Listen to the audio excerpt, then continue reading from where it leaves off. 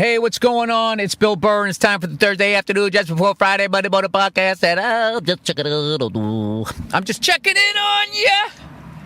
Sitting in a parking lot. Oh my God, look at that. Is there anything sadder than an old SUV? Like how quickly they're out of style. Jesus Christ, this thing has hit some curbs. It has red paint on the side of its front tire. Oh, God, he fucking hit somebody painting a curb. I bet that car's been sitting there for months. Involved in a crime. Today on the Inland Empire, man painting curb hit by ugly, out-of-date SUV. Anyway, my daughter lost a tooth last night, right? Or a couple nights ago. So my wife, she forgot to do the tooth fairy thing. So, you know, she had an early day, so she goes, can you do me a favor? Can you do the tooth fairy thing tonight? And I fucking hate doing that. I hate all of this shit. I hate all of these stupid fucking lies you start your relationship with your kids with, right? I especially hate the tooth fairy thing because I have to, like, fucking sneak into their goddamn room like a fucking predator. So I always tell her, I go, listen, just do me a favor. There's like a table out in the hall. I go, just put the tooth in a plastic bag out in the hall. Then my daughter's like, well, how can the tooth fairy fly in through the fucking window? She doesn't curse, but, you know, how can you fly in through the window? It's like, it's kind of fine. It's just, you know. I'm surprised they still let it, you still, like, are allowed to say tooth fairy. You know, because calling somebody a fairy is, like, considered homophobic. The tooth fairy. You know, to be conscious with the queer community, we're now going to call it the tooth, the fuck would they call it? What's a synonym for fairy? I'm not into those gnomes and all of that shit. I don't know what you would call it. Well, at least they said fairy. They didn't say the other one. If they called it the other thing, Jesus Christ. Is there any other word like that? Where it's got something else attached at the front so you don't really notice it? You can still call somebody a fairy, you can call them a Mary. Any of the airy words, you can still do that. You know? I think you can still do. I mean, you can basically do whatever the fuck you want. It's just whether you like your job or not. Hey, dude, you like your fucking job? Do you like your job? That would be great, though, if the gay community got upset with tooth fairies and then, like, listening to fucking idiots arguing about it online. Dude, the tooth fairy was around long before the queers. Queer people are actually people. Hello? Like where a fairy isn't? Think much? Rest in peace, O.J. Simpson. I hope God is a forgiving God. They couldn't catch him on the field or off. You know, say what you want about his relationships. The guy ran for like 2,003 yards in a 14-game season for the Buffalo Bills, by the way. For the Buffalo Bills. An AFL team that won one AFL championship, has never won a fucking Super Bowl. Ran behind the Hall of Famer Joe DeLamielleure. I always never knew how to say his name. And I think Joe Ferguson used to hand him the ball. I don't know who did it at the beginning of his career. That's like one of those fucking old, like, AFL, like, white quarterbacks that retired when he was 34 and then became a state senator. Remember that? They all had fucking jobs. Dude, they all had fucking jobs. Anyway. And there goes another one from my childhood. I had a weird relationship with O.J. Simpson. Because a lot of people, like, you know, if you didn't watch sports, you just knew him as a guy that, you know, probably killed two people.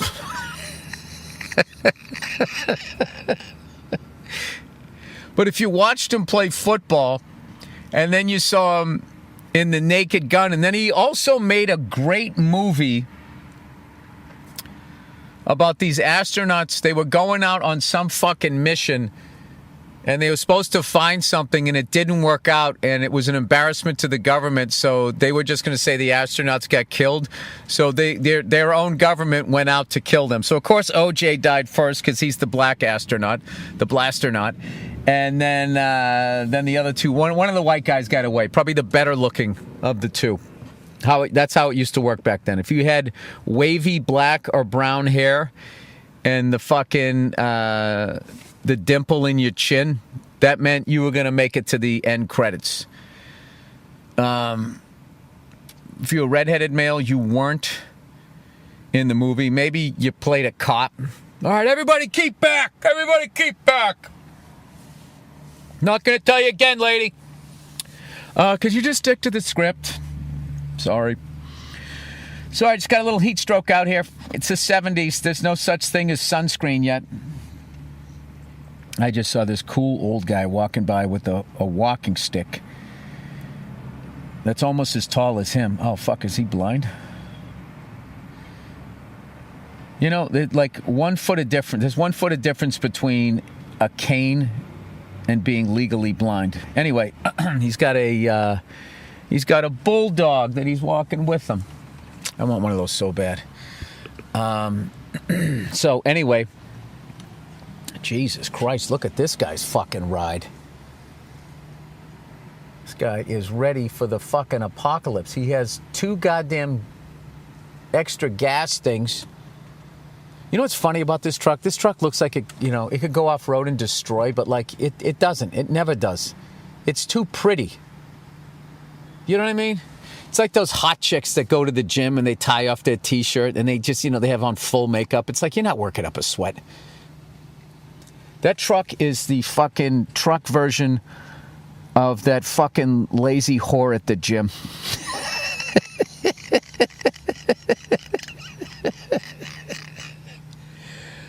All right, you want me to describe it to you? All right, it's all black, and then it has giant black tires, giant black rims with red accents on it that match the red writing that say... What does it say? I can't read it. I'm not cool enough. I don't know what it's. R-E something I-T-E. It's like written on the side. It's probably just like promoting a fucking Real Housewife season. This time these ladies aren't fucking around. I may be stupid, but when I need to be smart, I am. Dumb shit that they say at the beginning of those fucking Real Housewives stuff. Just because my pussy stinks doesn't mean my ideas do. I'm Alana.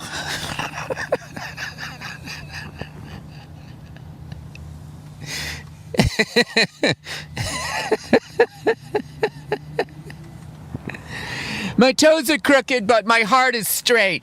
Does that make sense? Yeah, I was trying to say that I was honest. All right, let's rework that. My toes are pointing at everyone in the room, but I'm centered. All right, we can go with that. All right, just do it one more time with feeling. My toes are pointing at everyone in the room, but my heart is centered, bitch.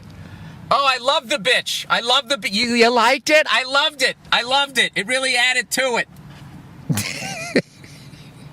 Dude, Sam Ash is going out of business.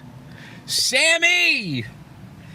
Go down there, get yourself a double pedal for the price of a single.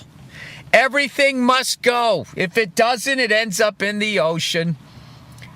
I've seen so much shit that I want to buy lately, and I know what that means now. It means I'm sad. There's something going on with me. Because whenever I buy something, like a week later, I'm like, this is not making me happier, and now I have to fucking dust this thing and move it around. And if I ever move again, I have to move it with me. Oh, look at the guy with the fucking Taurus. Not the Taurus, the Tesla, backing it in. Guys, we need to normalize backing into a parking spot. I love all these people that suck at driving that try to like fucking give people shit because they back into a parking spot. Just pull in. No, back in so you can get the fuck out of there. You know what backing in means? That means you showed up on time. You showed up on time to something you didn't want to go to. Isn't that enough?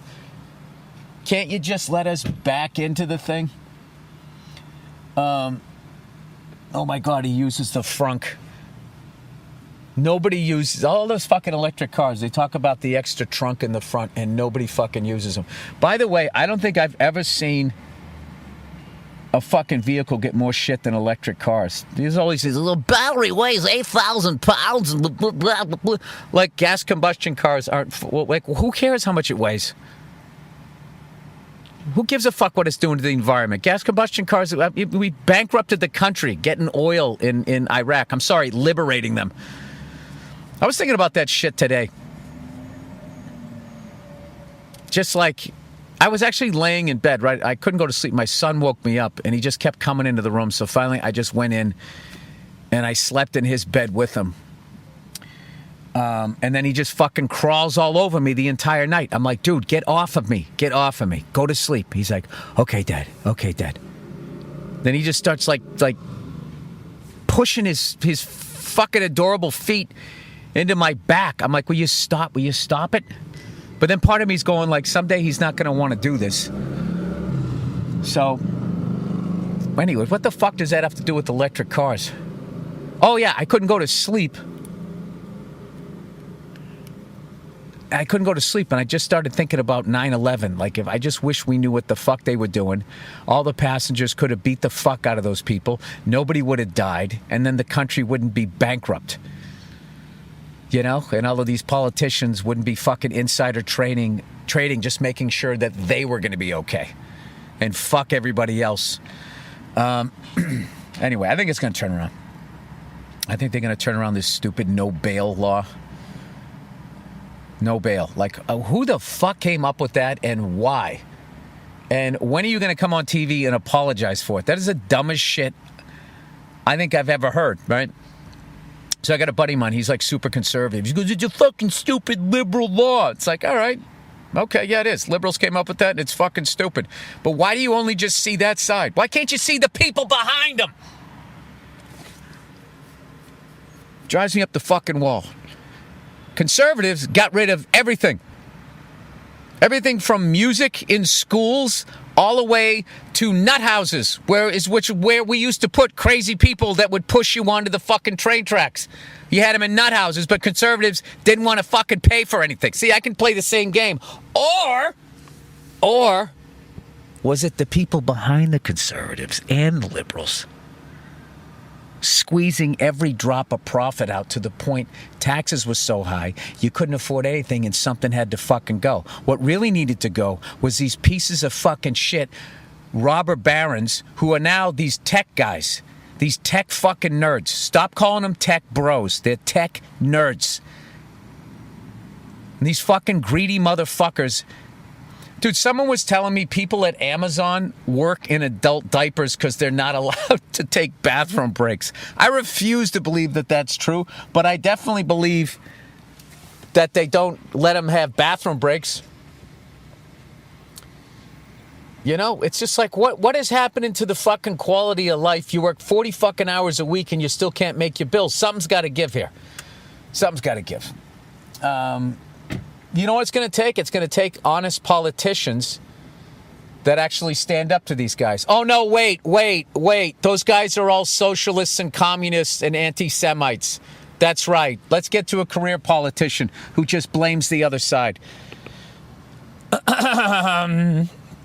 Depressing. Why can't you all be smart like me? I figured it out without reading a thing. I don't watch TV. There's an old school guy.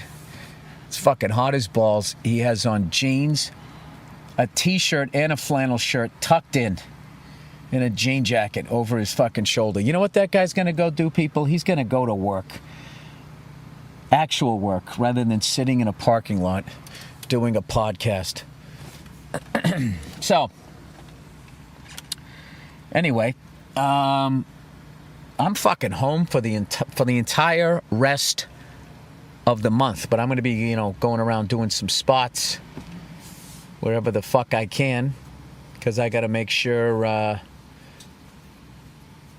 Dude, I'm sorry. That truck is... You know what's really fucking stupid? Is when you have a four-wheel drive truck and then they make the headlights look like the truck is angry. I mean, this guy's ready. He's got gas tanks. He's got a fucking ramp. He's got a bunch of... Oh, it's called the Reuniter. Reunited and it feels so good. It's actually cool. It's a four-door Jeep pickup. I actually have some sad family news for you guys. Brace yourselves. There's rumors that I might have to get rid of my F-250. It's just a giant bus sitting in my driveway, and I'm moving it around like a valet. And I was like, all right, well, you know, I owned one. I always wanted to own one. I special ordered it. It had everything that I wanted. You know, I can let it go. I want to be like those people. You know those fucking guys like fucking Richard Rawlings on Fast and Loud. Guy had like 9 cars by the time he was 18. He would get something. Nah, I want something else. Gonna get rid of this. I want something else. Gonna get this. I fucking hang on to shit. I do feel at some point that truck with a 6.7 turbo diesel is gonna be worth some money someday. Especially because it would have hauled nothing other than a fucking flat top grill once a year over to the Rose Bowl. However, next season, the Michigan Wolverines are going to be playing USC out here at the LA Memorial Coliseum, home of the first 2 and only NFL AFL championship games that were later renamed, like the Datsun. When Datsun became Nissan, the AFL and NFL AFL championship game was renamed Super Bowl I and Super Bowl II. And I finally understand why they don't count NFL championships, because the NFL and the NFL did not absorb the AFL. They merged. That's how much the AFL was kicking ass. They didn't have to bow down like the ABA. They didn't have to bow down like the fucking... Who else? The AAFL. They didn't fold. They did not fold. I do like how the NFL is so big now that they just don't, they won't absorb anything. After the fucking AFL, they had the World Football League. Oh my God, I love this guy that just pulled up. He's got a fucking tracksuit on. He's about 70 years old. Full head of silver fox hair, little thinning in the back. He's got the collar. I'm sorry, it's a vest. Even better. It's a solid black vest with fucking striped button-down shirt. He's getting out, and I got my window open, so I got to stop talking here. So anyway, honey, I'm really looking forward to you getting back. Oh, my God, that's amazing. And the vest, I'm sorry, it's like an olive green, and it has like, you know that mattress padding? That's fucking amazing. I love old people that are trying to stay warm even when it's hot out, you know? They're the most adorable people, and I love fucking old people. I love shooting the shit with them. I like a grouchy old person and then winning them over. Do you eat in diners by yourself like I do? Do you try to chat up the locals?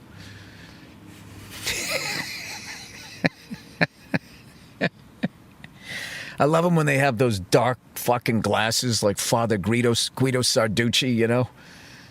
They're just sitting over in the corner. Every once in a while, though, you meet a truly happy, spirited old guy, and you're just like, that guy fucking gets it. He gets it. Or she, my grandmother on my mother's side was like that. She fucking got it. Like, I remember seeing her when she was in her 90s, was volunteering at a hospital. Her energy was crazy. She was smiling. She was like, she had a pep in her step. I didn't understand it when I was younger, but now I get it. It was like, she was like, life is meant to be lived. All right? You fucking take that olive mattress padded goddamn vest out of the closet. You put that on. He's got his hair combed. This guy's going out there. Hey, did you see this fucking... I'm back on Instagram, people. I had a relapse, you know? I'm going to have another intervention. Last night I was like death scrolling, and I'm off it. I'm off it. I don't need it. I'm high on life. So I fucking was watching this thing, and this guy was like 99 and his wife was 97. And he found these letters from when she had an affair in the 1940s. And he fucking divorced her. I mean, that's one of the strongest fucking moves I've ever seen in my life. I mean, he can't even be like, all right, it was like 80 years ago. You fuck, what am I going to do? Walk away and die alone? He's like, yeah, I am. Take a walk, you retroactive fucking whore.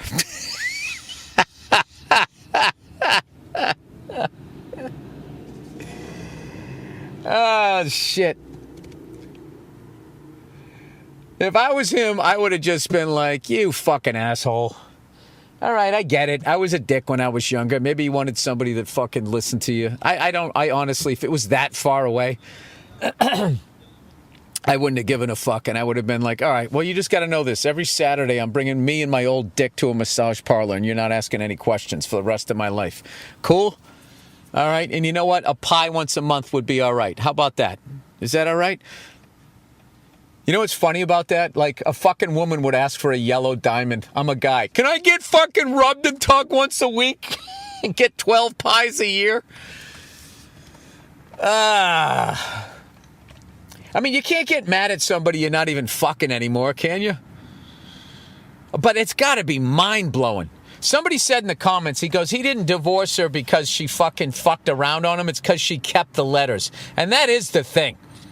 That's just what I would haunt my fucking 99-year-old mind. I would be like, did she, like, actually love this guy and not me? But, like, I gave her something else. I gave her stability. Was this other guy like a bum? I'll tell you, one of the hardest movies to watch is Casino.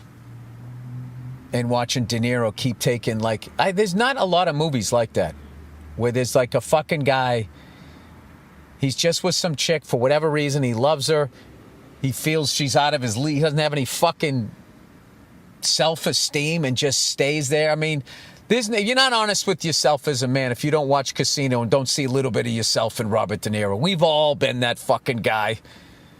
You just, I'm not literally she cheats on you with some fucking James Wood degenerate. I don't mean that, but like, we've all, you know, you've been weak. You've made concessions. You look the other way, and it took you years to get out of something, and then you just look back on it going like, I fucking knew. I knew from the first fucking thing, but everybody's got to have that Sharon Stone relationship before you get married. Unless you're just one of those people who just fucking, you know, you're first at bat in the league, you hit a dinger. Yeah, we met. You know, I feel like that's some old school shit. I met her in high school, and it was love at first sight. It wasn't love at first sight. It was love without social media. There was no whores to look at. They weren't allowed to dress hoary. You lived in this little fucking log cabin in the middle of nowhere. It was the only vagina, unless you were going bestiality, within your fucking, there wasn't even an area code or a zip code. It was an arranged marriage through logistics. Anyway, shout out to that guy, though, man. You got to fucking, like, the level that I respect that guy, that at 99, he's like, no, I don't give a fuck. I will die alone before I die with a woman that fucked some guy in 1946. There's not a lot of guys that can say that. Anyway, if I was her, my argument would be like, I fucked this guy so long ago, he wrote me letters. I mean, Jesus Christ. He didn't even have a typewriter.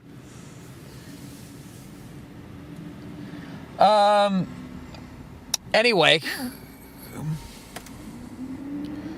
Oh, nice cool breeze. Nice cool breeze coming in off the ocean. Coming in off the water, Santa Monica, off the water. Anyway, I haven't been able to fly all fucking week. It's annoying the shit out of me. I'm going to do it tomorrow. I'm going to fucking fly my ass somewheres. I'm not getting rid of that F-250. I'm going to find someplace I can fucking put it. I'll park that fucking thing out in the goddamn street before I get rid of it. You understand me? Well, don't park it in front of the house. Goddamn rules.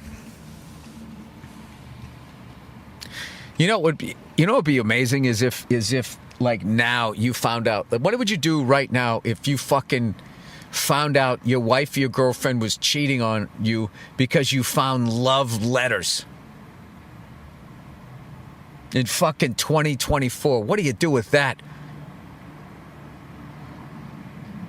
I would be like, what country does this person live in that they don't have fucking email? That must have been a lot of pressure back in the day writing a love letter, because you can't erase.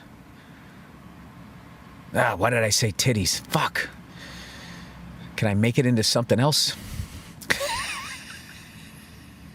What is titular? Titular. I don't know what that fucking word means.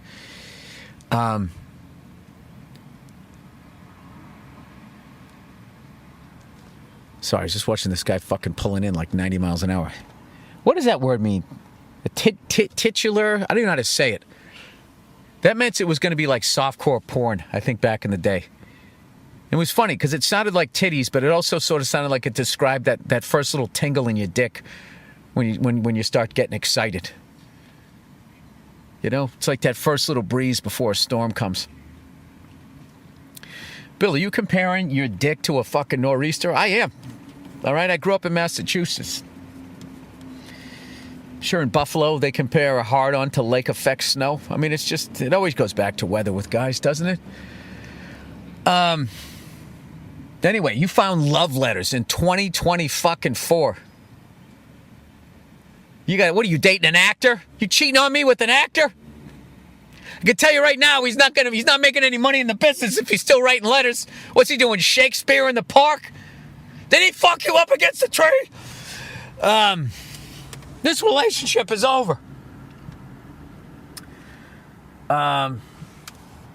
Anyway,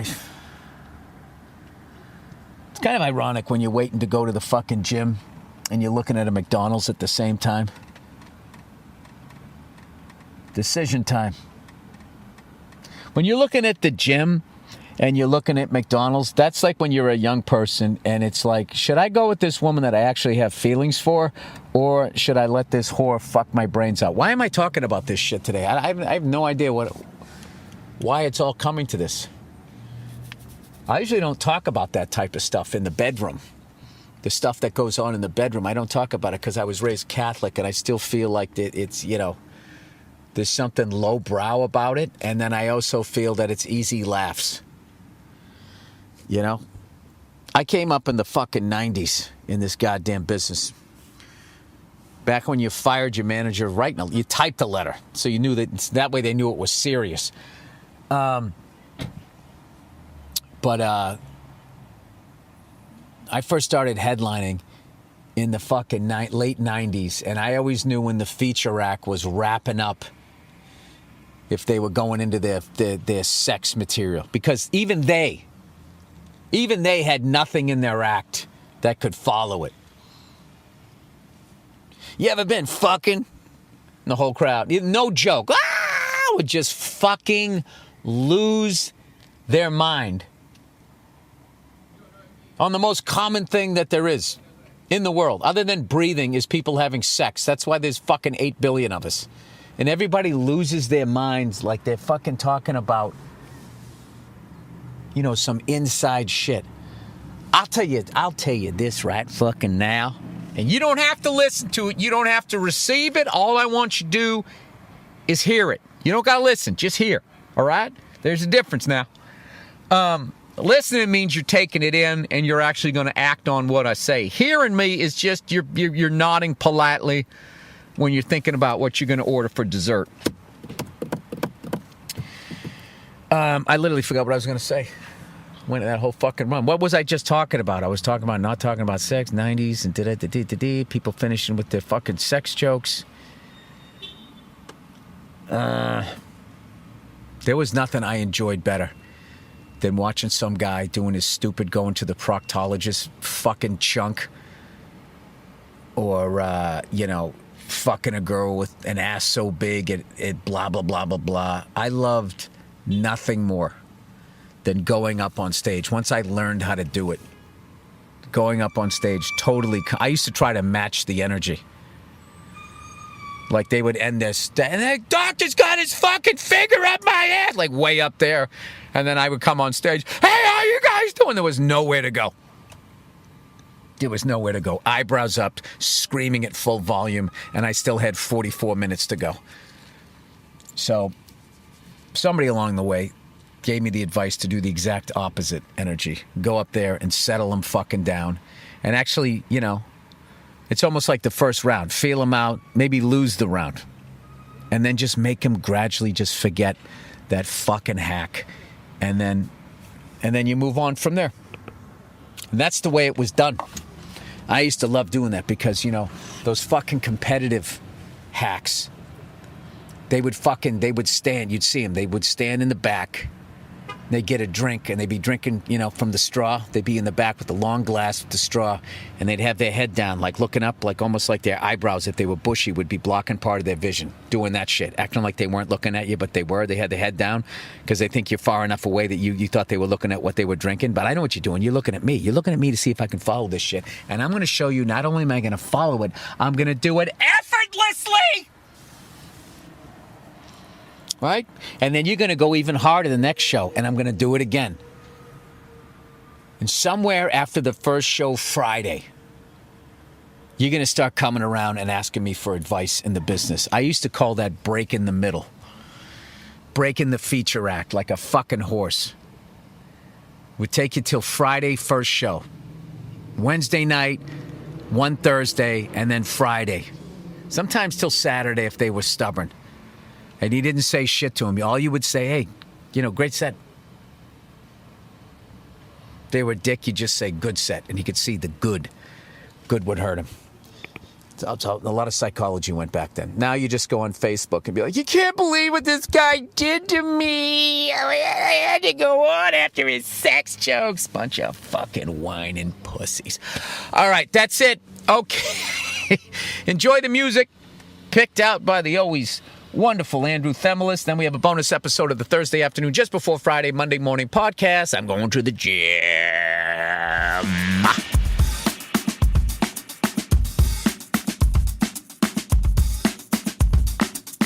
Hey, what's going on? It's Bill Burr, and it's time for the Monday morning podcast for Monday, April 11th.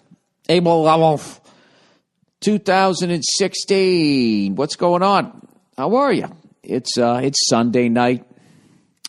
It's a Sunday evening. I'm in the house all by myself. The lovely Nia had some business meeting or some shit she had to go to. It's show business. I know what you're saying. You guys all live in the normal world. You're thinking like, wait, my wife says she's got a business meeting on a Sunday night at fucking surpassed a certain hour. That means she's out there banging somebody else's fucking ball banging cock there. I know that's what you're thinking, but I'm in show business, so it's totally normal for them to go out that way. What the fuck happened to the hi-hat over here? I told you I got my little fucking practice set up there. What the fuck is... Maybe Cleo was playing it when I wasn't here. Anyways. So she's out, so I'm going to try to knock this out because I got to be at work on Monday for something. For some reason, I still can't say what it is or what's going on. Hopefully soon. Yeah, you know what it is. You know what it is. Maybe you don't know what it is. Maybe you don't listen every week, but you know what it is. So I got to be at work on Monday. And, Billy fucking clean living. Ever since I got back from Canada, Canada, you bunch of freezing cunts. I just got back from there, and I kind of realized that when I go on the road with the fellas, we act like we're on some sort of bachelor party. I don't know what it is, minus the fucking who-is. Everything else, we basically, we booze and we smoke cigars and that thing, and it's just, it takes a lot out of me. And I got a bunch of shit I got to do, so I kind of need to be clear-headed As opposed to the usual, usually when I got nothing going on in my life, I mean, I can fucking, I can have a few, right? I can wake up the next morning like, Jesus Christ, go get some fucking eggs or something, right? I can be in that mindset, but as of right now, I can't. So I have not done anything. I haven't done shit. I haven't drank. I haven't smoked. I'm eating pretty good.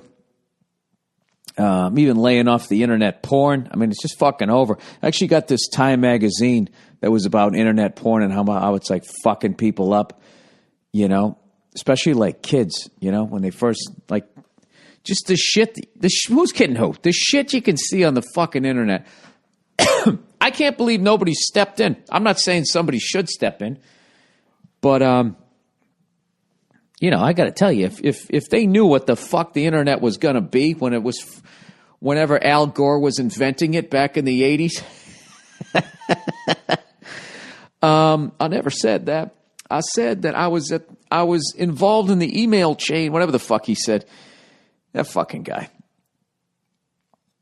Remember when his campaign was over? Remember when he was dancing around and all sweaty and all that shit? He just looked like he was so fucking relieved that it was over. What a thing to go through, running for president. I just saw a clip of Hillary Clinton. I have not been paying attention at all, but Jesus Christ, what the fuck happened to her? She looks like Earl fucking Weaver. She looks like Earl Weaver. She was doing something, right? She was standing in some black church, right? Baptist church, I'm going to assume. I don't think it was a Jewish synagogue there, whatever the fuck temple. She was in this green suit. She's just like yelling, all the shit she was going to do. That's the only time a politician goes near the black community is when they're running. They swing by the church. They make a whole bunch of promises. And then they get in the fucking limo and they go, let's get the fuck out of here. Right? Fuck out of Dodge. Then they go over, they do a town meeting, talk to all the lunch pail Louis, right? Then if there's even those people left in this country, if you fucking make anything, and they get over there and they roll up their sleeves. That's when they're talking to the working man. They take off their sport coat and they roll up their sleeves. Like they're going to build something rather than just go out there and say the exact same bullshit they just said in the Baptist church with more of a fucking lunch pail swing to it, right? And the whole fucking thing. It's just gross. I don't know how anybody sits there and watch that shit. But the latest thing that I've become fascinated with is I completely leave whatever the fuck I was just talking about. I'll come back to it, the clean living thing. Who wants to listen about clean living? It's the most boring shit ever. Anyways, I've become fascinated with how super rich people avoid paying taxes. It's fucking fascinating. It's one of those things, it's like you got to respect it on a certain level. It's the brilliance of it. And then there's a certain level of balls that takes because you're fucking with your freedom. Anytime you're fucking with taxes, you know what I mean? Fucking with the government. Anytime you're doing that, I mean, what is that? I don't know what the fuck. Is that a federal thing? I guess if you're not paying your federal income tax, yeah, Bill, that would probably be a federal crime. I don't know. I always hear you got to cross state borders. Do you have to not pay taxes and then leave your state before it becomes federal? I don't know. I don't know these things. But anyways, just the balls that it takes and I don't know. I don't like people physically hurting other people, that type of crime. But when there's something like robbing banks or tax evasion or even a good old-fashioned fucking scam, if there's an amazing level of thought behind it, on some level you got to respect it, I think. You know what I mean? I remember a long time ago, there was some fucking guy, he figured out how to rob parking meters. And allegedly, it was impossible to do. So this guy figured out how to fucking do it. It's amazing. And he did this shit. This is back in the 80s or some shit. This guy figured out how to do it. So it was way, way, way easier to not have everybody breathing down your fucking throat. People be having eggs watching you fucking robbing a parking meter. They didn't have a fucking smartphone on them. They just be sitting there going, look at this fucking guy just... Is that guy robbing a parking meter? Holy shit! The fucking guy got his fucking parking. Did you see that? Anybody see that? That was it. That's all that fucking happened. Rather than some douche sitting there filming you and you're arrested before you even get home. Right? And then the fucking local newscasters, they always got to do some sort of fucking bad pun. You know what I mean? I'll tell you, this guy's life, his freedom is now going to change. You know, they do that. Somehow they get away with that in like fucking newspapers. Like they can have the biggest fucking puns ever and everybody thinks it's great. You know? I don't know. I can't even think of one right now, but whatever. You know, you sit at home and you think about it. You sit at your fucking cubicle instead of doing your goddamn work. You think of one. So anyways, this fucking guy figured out how to do this shit. And of course, the parking meter guards were beside themselves. You know what I mean? It was like one of those sci-fi movies. Or like the Titanic movie. Like, not even God can sink it. That's what they were like. Not even God could get the fucking quarters out of this meter. This meter, right? They were talking all kinds of shit. So this fucking guy figured out how to do it. And you're thinking like, all right, whatever, man. What the fuck are you going to do with that? Well, dude, there's fucking meters all over the city. So this guy, anytime he wanted a drink, if he wanted a fucking sandwich, dude, he had it perfect. It was like his own ATM machine before ATM machines. He'd just walk up, bing, bang, boom. He had a sack of fucking quarters. You go down to the bank. You go, hey, can I get one of some of them roly fucking things there? Right? Yeah, sure. They don't give a shit. Nobody gave a fuck back then. Nobody was paying attention. They were trying to pay attention, but not to that type of shit. So this guy would roll the fucking quarters. You know? Rolls enough quarters. Next thing you know, he gets himself out. How the fuck would you get all those quarters down to a car dealership? I have no fucking idea. Although I talked to some drug dealers about how they fucking... or a guy who knew drug dealers. Let's be honest here, Bill. Let's not act like that news guy saying that you were in the war and then you were in a chopper or some shit next to the chopper and you didn't really fucking see it. Okay, you took a fucking helicopter tour one time. You weren't even in Iraq. Whatever the fuck he said. I don't pay attention to shit. So anyways, I was talking to this guy and basically how back in the day when drug dealers were still driving around in flashy cars, because from what I heard nowadays, they don't even want to attract that level of attention. How it used to be was any cash deal that was over 10 grand had to be fucking reported. So what these drug dealers would do was they would go out and they'd buy a car worth 9 grand for cash, and then they'd drive it around for like a fucking week, and then they'd trade it in for a car worth 16 grand. Maybe get 7 for theirs, and then they'd throw another fucking 9 at the other car. Now they got a $16,000 car. You drive around for a little bit. You fucking trade it in on a $23,000 car. They give you whatever, and so on and so forth. Until you trade your way all the way up to whatever fucking car you wanted. I just look at that shit. It's like, I mean, that's not the deepest thing, but that's the way my brain would work. I'd be like, well, I guess I got to drive a piece of shit then. What's the point of dealing drugs? Right? Or I'd just say, fuck it. I'm buying a Ferrari and I'm going to drive it until they catch me fucking 3 weeks later. By the way, the Ferrari I like is the Ferrari California. That's the old man one. The fucking GT, the Grand Touring one, right? I don't need to ride around in some Batmobile. Just give me one that's shaped like a fucking Jaguar from back in the day, you know? Or maybe a Toyota Supra.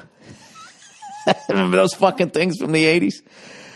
I remember this guy loaned me his. Well, he used my truck to move, and I ran and I beat the shit out of his car, and he beat the fuck out of my truck, and we both got our cars back, and he's smelling rubber, and I'm seeing all kinds of scratches all over my truck, and we just, it's kind of a fair deal, right? And then we both got arrested for drinking and driving months later. But that's a completely different story. I know, I'm all over the map. I'm doing this late night, and I don't want to be doing it right now, but I got shit to do in the morning. So anyways, this fucking guy, you know, if he had half a fucking brain, what you do is you keep your day job, right? You keep your fucking day job, and then, you know, for anything miscellaneous, you just go to the parking meters, right? And what you do is you start storing up on the quarters. Then every once in a while, right, you start washing the money with your fucking cat. I know what you do. You fucking, you go into stores and stuff. Who gives a fuck, right? You just use it to get yourself a better TV. But what does this dope do? He gets fucking greedy. I don't even remember how the fucking story goes. All I know is he just started hitting every fucking goddamn parking meter around. And next thing you know, he's sitting on like a fucking $2 million in quarters, and he ended up getting busted. But there was a part of it, I liked the guy. You know? So anyways, this gets me to the super rich on how, you know, all of that shit about the Panama Papers and all that type of stuff. I was talking to another friend of mine who's a fucking lawyer. And I was like, how does that work? Like, how do you get your money out of the country? And then once it's out of the country, how do you make sure nobody steals it? Like what happened to Johnny Depp's character in Blow. And then once you have it out of the country, how do you get it back in without just getting taxed all over again or busted? And he said, basically, this is it. He broke the whole fucking thing down, all right? Or as far as I know, he broke an aspect of it down. I know all you guys are sitting there right now going, oh, Jesus, he's going to try to explain. I am. I'm going to try to explain some shit that was just explained to me, and I don't really know what the fuck I'm talking about. So let's get rid of one myth right out of the gate. I remember a long time ago, a friend of mine had a fucking landscaping business, and he already had a truck, and he went out and he bought this giant fucking, you know, one of those things with the dual wheels on the back and this fucking giant bed. Look like you put cattle in it, right? And I was like, holy fuck, man, how much does that thing cost? And, you know, it was like the 80s. It cost like $25,000, which was a lot of fucking money back then, right? For a truck, you know? It's like $10,000 more than you pay. Like $25,000-$30,000 or some shit, right? I was like, holy shit, man, you can afford that? And he was like, yeah, it's a write-off.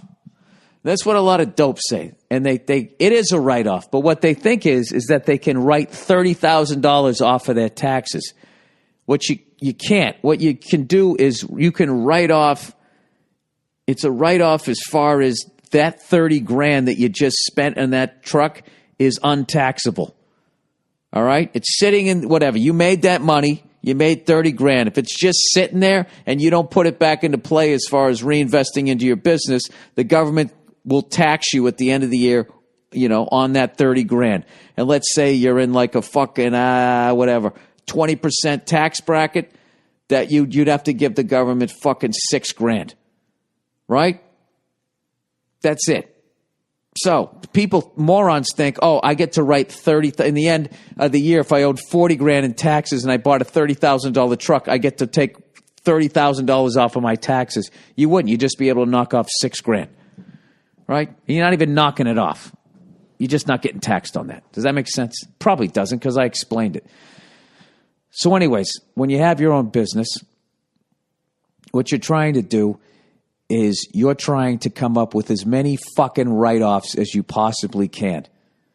Many expenses, everything you possibly can to lower your basic, whatever your income as far as what is going to be taxable. So say you made fucking $100,000, all right? You grossed $100,000.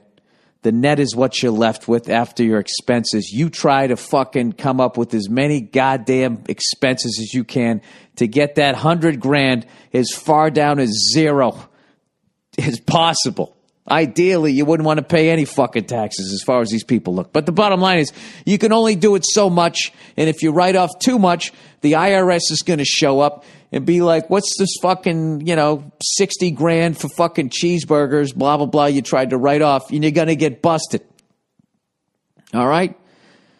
So what these fucking super rich people do is the first thing they do is they get the fucking money out of the country, because the IRS's jurisdiction doesn't go beyond the borders. So what they do is they just create a company that doesn't exist. It's just on paper, right? So say you make $100 million, right? What you do is you go to a country that doesn't give a shit about America and lets you use it as a tax shelter. You just come up with some incorporated thing, like Who Gives a Fuck Inc., right? And then you just have that company bill your company a consulting fee for $100 million or whatever, whatever of the $100 million, 30, 40, 50, whatever you don't want to pay taxes on, whatever. And then you write a check to that company that doesn't exist, that's really you. And then you send it out. So now it's out of the fucking country. And then what they do is they open up like 10 other these fucking shell companies, and they have those other companies build the first company, and then the third one builds the second one, the fourth one, and it's just gone. The money's fucking gone. Now the IRS can come at you and be like, what the fuck did you pay somebody $100 million consulting fee? And then you're telling me You paid somebody $100 million as a consulting fee, and then you just look at him and go, yes. And evidently there's nothing they can fucking do about it. So then I go, all right, so now it's out of the country, and then it's in this other country. How the fuck do you protect it? And he goes, well, those countries where these tax shelters are, they're in on the scam, so you just kick them 10% of the $100 million. You give them 10. Here's fucking whatever you can negotiate. We'll just make it easy. Here's $10 million. So I'll give you $10 million rather than giving the government fucking 50, 55, 60 million of that $100 million. I'm still fucking up $45 million. All right. So then I was like, all right. So now, how do you get the money back? Because if you bring the money back, you stick it to the bank, they're going to consider that earned income. Like, where the fuck did you get it? And this guy was like, they bring it back into the country in the form of a loan. Loans aren't taxable, right? Like, if you get a fucking loan because you're already paying interest on it and everything, they don't tax you. So they just bring it back in the form of a loan, whatever the fuck you want to do. I want to buy a $10 million house. You have this shell company that's 10 times removed from the one that you paid from the consulting fee, right? And they can't follow the paper trail because it's in a different country, right? You just bring it back into the country in the form of a loan. And then you go buy a fucking house. And I guess, I don't know, you pretend to make payments, or the loan is forgiven by this shell company that's still you. I know I just glossed over that, and if anybody has more information on it, I find it absolutely fascinating. There's other ones, they just pretend that that's their main business, that shell company, so they just act like it's doing I don't know.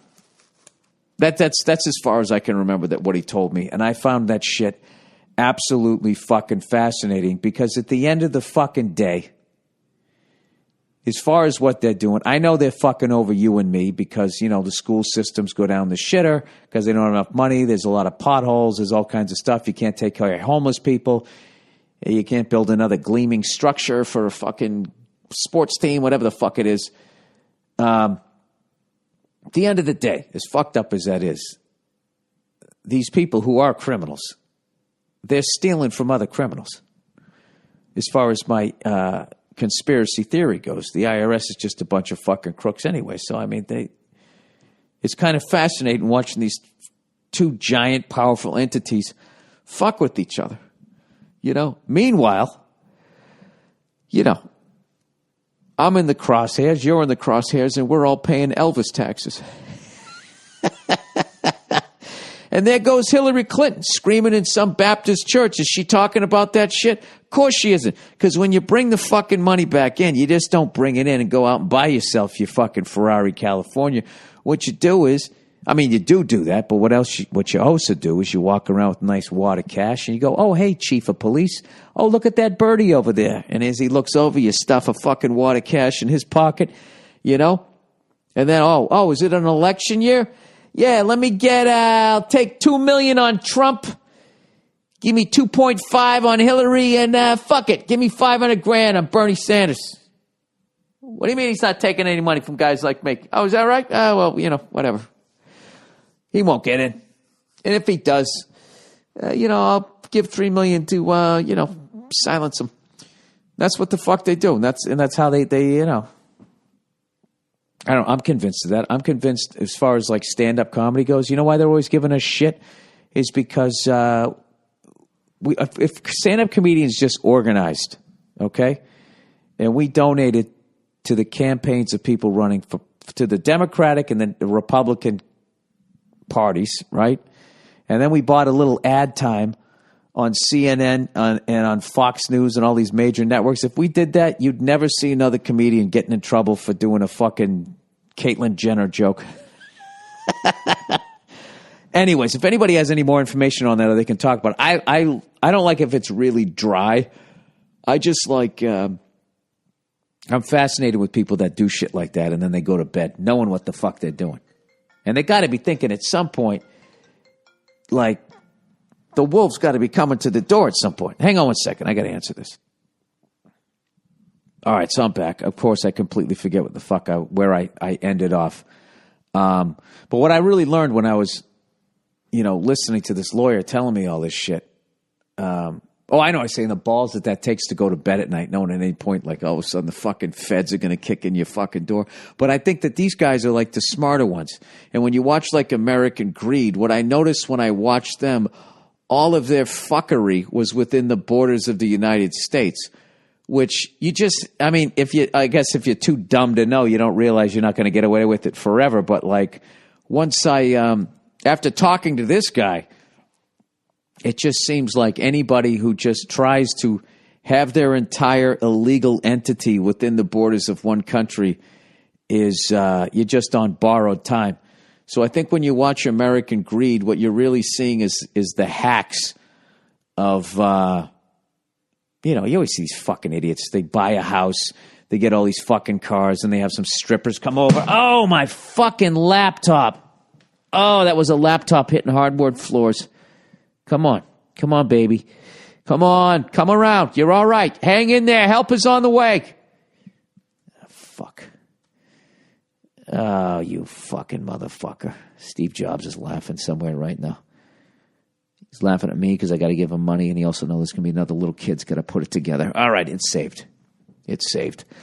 So anyways, let's read a little bit of fucking ad shit here before my screen goes dark. Hang on a second. I find that shit. I find all that stuff fucking amazing. It's really, really interesting. If you just remove yourself from it, the humanity of it or whatever, and all the people that it's affecting and kids not getting better school books and shit, if you just look at the fucking game that's going on, it's really fucking interesting. All right. Oh, shit. All right. How many more of these fucking things do I have? All right. We're going 2 and 2 then, all right? You already listened to fucking 2 of these. Let's get back to the podcast, shall we? All right. Oh, Jesus. I got to bring it up. My Boston Bruins, unfortunately, after a big win over the Detroit Red Wings, got beat down by Ottawa 6-1, and we're out of it. You know what's funny? We beat Detroit the game before, and then because we lost, Detroit got in. And do you know there was actually a certain amount of fucking Red Wing fans that were actually talking shit? The smart ones were going, hey, thanks for losing. And then the other ones were like, fucking 26 years in a row. We've been in the playoffs. Yeah, it's impressive. But this year you backed in like a bitch. You went in ass first. I don't know what you I mean, because a team that you couldn't even beat when it count 2 days before, who fucking manhandled you. I don't know what you're excited about, You like the fat chick who got, fucking asked to the prom. You're all you just wanted to be there. Who's kidding who? You're there for the fucking buffet, and then you're going home crying. That's what I'm predicting for Detroit. Your makeup's going to be running by game 3 of the first series. I'm fucking with you. I have no hate for anybody that's in the playoffs this year. I think I'm going to, and I've always liked Detroit, because when I was growing up, they never won shit. The big thing is they hadn't won it since 1955 with Gordie Howe, and they were in the middle of a 40-year drought before they got a team around Yzerman, and man, those were great times watching hockey. The fucking Avalanche, Red Wings fucking rivalry, that was the best. It was the first time when I lived in L.A. and the games came on at 5, and I totally got back into hockey. It was Original 6. Oh, it was the best. I'm sorry, fucking yawning here. So this year, I think in the East, I'm gonna root for 2 fucking teams this year in the East and the West. I'm rooting for the Capitals to push through to get to the finals. And as much as I like the Kings and the Blackhawks, just to switch it up, I'd love to see the Dallas Stars or the St. Louis Blues. Somebody different, St. Louis Blues, who's kidding? Their fans have been waiting for fucking ever. They have been in the league. They're part of the Expansion 6 that came in 1967. All right? The NHL was a 6-team league. Before that, right after the Depression, there was a lot of people. I didn't realize this either. There was a bunch of other teams, not a bunch, but there was like at least 4 other fucking teams or something that all folded after the Depression, and the 6 that survived then became known as the Original 6. So in 1967, 6 teams came in. Can you name them, Bill? Off the top of my head, let's see. There was the Flyers, the Penguins, the North Stars. Oh, Jesus. The California Golden Seals. Oh, man, I used to know this off the top of my head. Wait. Capitals didn't come in until the early 70s. Fuck me. St. Louis Blues. Jesus Christ, I just brought them up. One more. Was it a Seattle team? Cleveland Barons. That's what the fucking Golden Seals became, didn't they? Oh, the fucking L.A. Kings. Yeah, and the L.A. Kings. Way the fuck out there. And that was funny when, for the Golden Seals, like, folded or went to Cleveland. They went to Cleveland just like the dreams of all the sports fans there. They just fucking died a slow, miserable death. And, like, that franchise just died out. Nobody bought it and went nowhere. It just went to Cleveland and fucking died. So for the longest time, the only game in town out fucking west was the Kings. Every fucking road trip they had was like at least a 3-4 hour fucking flight. Denver didn't have a team. Vancouver didn't have a team. Edmonton, Calgary, they had nothing. They were just out there by themselves. You know? Basically fucking whatever actresses couldn't bang a Los Angeles Dodger or an LA Ram. That's basic. They got sloppy thirds. That's what was going on. So anyways, yeah, we lost. So congratulations to the Flyers and the fucking Red Wings. There was 2 spots left and 3 teams vying for it. And we didn't get in. And like clockwork, the day after we don't get in, what Boston sports writer who doesn't watch hockey do you think piled on immediately? And as always, calls for the wrong head to be chopped off. Good old Dan Shaughnessy, the noodle-headed cunt himself, who doesn't watch hockey, doesn't like hockey, chimes in. Something's got to be done. It's time. Based on what, Dan? All the hockey you never fucking watch? Claude Julien, this was actually one of his finest coaching performances of the year, of his career. They traded the entire fucking team away. Basically, it was what they got rid of over the last few years. Tyler Seguin, Johnny Boychuk, Dougie fucking Fresh there, fucking Milan Lucic. It was just, I was like, we got nothing. We got nothing left. I now look at Marchand. We got Berge. We still had Chara. Chara's older now. But basically, who's kidding who? Anybody who fucking watches hockey looked at the Bruins and was like, you know what? This is a rebuilding year. And all the way up to like mid-March, Claude Julien had this rebuilding year team, was the 3rd seed. Everybody was bunched together. We hit a bad patch, went out west. Tough fucking run. We lost some games. The next thing you know, we were fighting for the playoff lives, as they say, and we didn't win. I mean, I don't know. I would get, if anybody's head's going to get chopped off, you chop the head off whoever made all those fucking trades. But, the bottom line is the guy who made the first half of those already got his head chopped off. And then was it Mike O'Connell? You got to give this guy a chance. Right? You can't just go one and done. How fucked up would that be? They just gave Claude Julien a fucking watch for having the most wins ever of any Bruins coach. He got us our first fucking Stanley Cup in what was it, almost 40 years. And then what, a couple years later, he doesn't know how to coach hockey anymore? Why is it time, Dan Shaughnessy? Why is it time?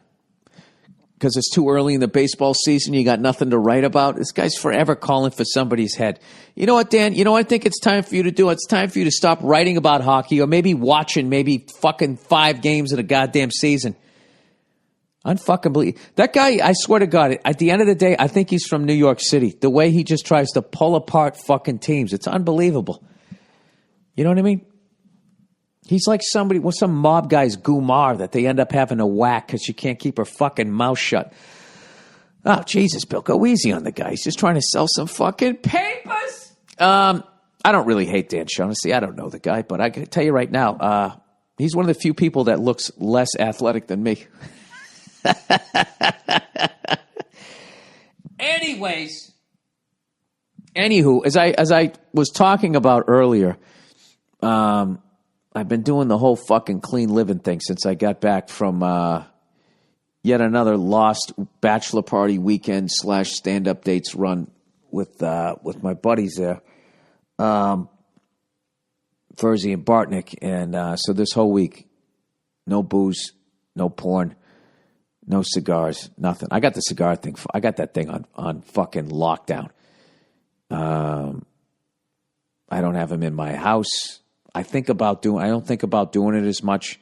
And I only had one cigar in March, and I'm going to try to just have one this month. Although, look, I'm thinking about only having one, and then I'm also thinking about having a fucking cigar night over here. I might do that because I have like fucking, I don't know, about 10 cigar friends. And unless you smoke cigars, you don't know what that means. But it's just people that call, hey, I'm going to smoke. You want to come by, right? So all of a sudden, I have 10 opportunities a month. People call me, come on, man, come by and smoke. Come by and smoke. And next thing you know, you're smoking like 7, 8, 9, 10 of them. So I'm going to invite all of them over to my house the same fucking night. And I'll smoke one cigar with all 10 of them rather than smoking one each with 10 individuals. How does that math work, right? And then I'll create a shell company. So anyways, so I bought this Time magazine on watching internet porn and how it's fucking up kids. Like they're, the amount of shit that they see before they even get their first fucking hand job, it turns them into like these fucking sociopaths. And I got to admit, reading some of the articles, like I could relate to a lot of the shit that was going on. So I'm really just going to try to stop that cold turkey. I got to stop looking at that shit. Oh, fuck, I'm sorry. See this clean? This is what clean living does for you. 10:30 at night, I'm fucking yawning. I'm ready to go to bed right now, get my fucking jams. And here I am supposed to be there for you. You guys are sitting there at work, the last fucking thing you need. You probably already had a donut. You're going to sugar crash here in a minute. And here I am yawning on you. So, what else can I talk about here? Oh, yeah, clean living. If you're trying to have some clean living, do not watch the Lemmy documentary, which I just watched for the second time. Makes you want to have a couple of drinks because you're like, look how long that guy fucking lived. All the shit that he did, Fucking yawning again. All right. 39 minutes in. I can do the last 21 minutes here without yawning. Here we go. All right. By the way, for people out there, I mentioned some of the helicopter shit I did. Did I tell you I finally did that solo flight that I wanted to do from Long Beach? And I went through the Bravo airspace with the planes taking off over you, at LAX. Came right around, looked at the house, flew over the fucking house that the horses had from Godfather, right down Sunset, over to El Monte, and then back to... Oh, I did tell you that because that's when I saw the old guy fall off the fucking scooter. I'm sorry. I didn't think that I told you that one. I was just thinking about that shit the other day. And of course, my fucking headphones go out. What the fucking... I knew it. I fucking knew it. I knew that was going to happen. So anyways, I was at the Comedy Store on Saturday night, and I was trying out this new chunk that I've been fucking with for the last couple of months. And I finally got it down. I said it as perfect as I could say it. Of course, I didn't tape. Of course, I didn't tape. Why would I tape? That would have been the smart thing to do. But whatever. I said it, so I'll get it back. And I felt fucking great about it. And then today I got text messages from 2 different comedians telling me that they love the new shit that I was doing. It just made my fucking day. So I'm really excited about getting that shit together because I want to do another special this year. And I got some stuff in my act that's funny, but I just feel like the topics have been done before. So I'm going to try to push that shit to the wayside. Maybe that'll just be on the some of those topics will just be on when I release the vinyl of the Madison Square Garden show. I'll just keep them on that one. There'll be some extra jokes, so it won't be the same material. I don't know. I'm just excited about the next few months, how that shit's going to turn out. But before I get into the questions this week, everybody, I have to give a shout out to Rogue Fitness. who evidently was listening to the podcast. I was breaking their balls. You know, I'm making a gym. I'm paying somebody to build a gym for me out in my garage, a little gym there in the back. And I got all my shit through Rogue Fitness. They just had the best shit out there. And I was just joking with them that, you know, how dare you not send me free shit? I didn't even ask them for it. I just immediately came on the podcast, breaking their fucking balls. And they listened to the one where there was me and Nia. Nia told me to get the regular looking weights, just the ones that look like iron or whatever. And I wanted the colorful ones, and she thought that they were corny. So all of a sudden, I just got this shipment of these colorful weights, and I was laughing, going, "Oh man, I must have fucked it up. I got the colorful ones." So I wrote them, trying to ask how to send it back, and they said, "No, we listened to the podcast." And they sent me some free weight, and they sent me a T-shirt. So Rogue Fitness, I was fucking around. You didn't have to do that. You guys are solid, man, and I can't wait to use your equipment, because it's great, made in the USA, all good stuff. Oh, look who's here, the busybody, the lovely Nia. Did you get some Thai food? Yes. Did you? Grab a mic, or do you want to eat? Do you want to eat? I got another 17 minutes here. 17 minutes. The mics are in the closet. Oh, why don't you sit down and help me through with the questions? Why don't I hook it up? Because I'm actively doing the podcast right now. Actively. Huh? Oh, Jesus. If you're going to be in a mood like that. Oh, Jesus. What's that? You just walked out on me. Anyways, all right. Well, I'm going to start reading the first one then. Okay. You don't care? I do care. All right. Oh, by the way, you know something? I was taking my dog out for a walk today. We were walking up into the park there, and this is before she puked, and I decided to turn around and come home. Just out of nowhere, she started yakking. Made me feel bad. I was like, Jesus, I hope it wasn't something I did. It wasn't hot out or anything. Theo has a very sensitive stomach. Well, another fucking group of people come up. The second they get into the park, they just fucking don't say what park. They go into the fucking park and they fucking take the leashes off. And the fucking dogs come right up to my dog. They're like, yeah, don't worry. She's friendly. It's like, my dog isn't. My dog ignores other dogs. It chills. And then, like, when you are bugging my dog, it never has the, hey, can you do me a favor? Can you knock it off? It immediately just grabs you. Like, remember Friday the 13th when Jason was under the cot and grabbed that dude's head and reached up? I guess it was the chick in the first one. I met a dog tonight who just didn't like anybody, but I realized quickly what it was. His owner was holding him, and anytime anyone came towards the owner, like, oh, hey, oh, what a cute dog, the dog would start growling. And it's so funny because he said to one of the people, oh, pet him. And I'm like, no, your dog doesn't want to be pet. It growls at everybody. Right. And I think the dog was protecting the owner. So anytime, like I said, anyone came towards him, he started growling. But he was so clueless that he was like, oh, he's fine. Just pet him. And I'm like, no, you can't pet the dog if it's growling at people. I can't judge him. Our dog's a psycho. The dog went to bite me. Like, it actually kind of like put its teeth around my finger. It went to bite you? Like it walked across the fucking room? No, I went over and go over there and bite that. It put my finger in between its teeth and didn't chomp down. Little dog? It was a bite. Yes, but it was a biting. Little dogs are the worst behavior. So basically, if little dogs were people, they'd be riding around in convertibles. Like a Corvette or some shit. All right, let's read I have to leave in 11 minutes. All right, so you want to do one question here? Yeah, let's do it. All right. Job. Hey, Billy Burr. I'm working part-time job, and I have a problem. Let me see if there's a relationship one here. Why can't... Old boyfriend... I'm sorry. Can I not be involved in the job one? Well, I just feel like I always give the guy advice. Well, maybe it's time to shake it up a little bit. That's what I was trying to do. Have you give some lady advice on some relationship. Huh? Oh, God. Are you going to go on a feminist rant here?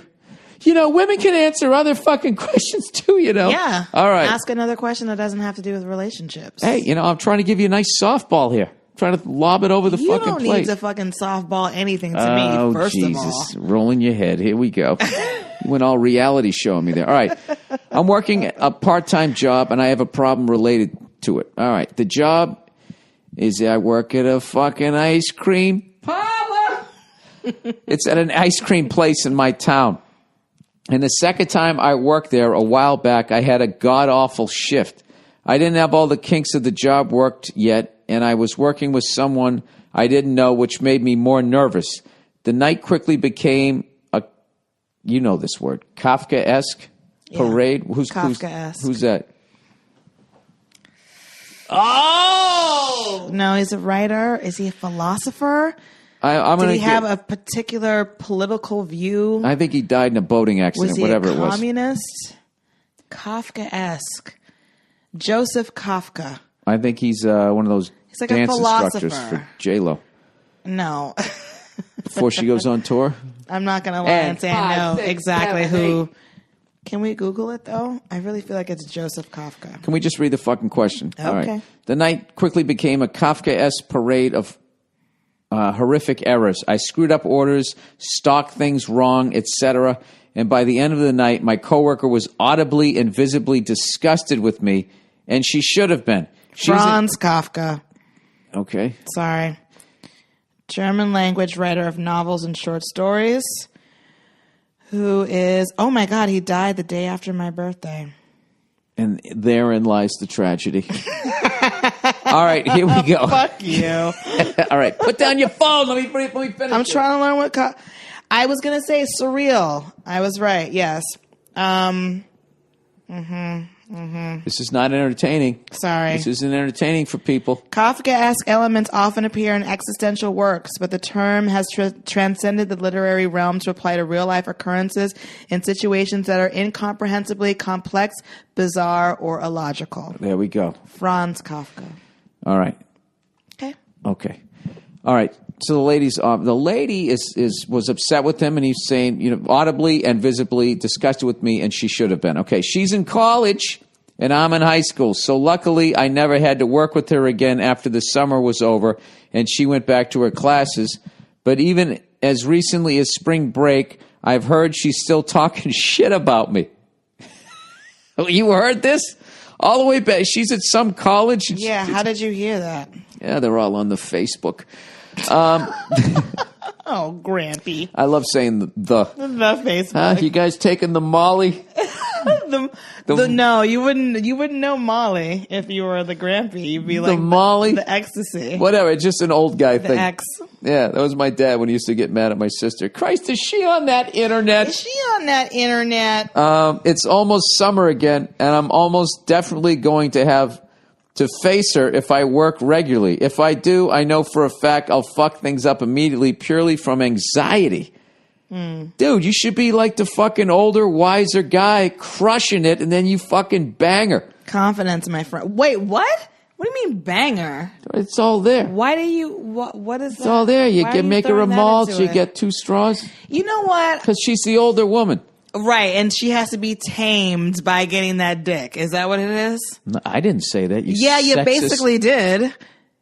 No, you were like, go in after. there with the confidence, and then you bang her. Yeah. Because your life is like a fucking movie from the 1920s, Bill, where the guy is slapping the woman around. It's like, get it together, see? And she's hysterical. No. He completely fucked up. Postmates here. This is like one of those coming-of-age movies where in the beginning, the nerd's like, yo, walk away from me. The nerd is looking at the cheerleader, and she's dating the impossible dick with the blonde, wavy hair, right?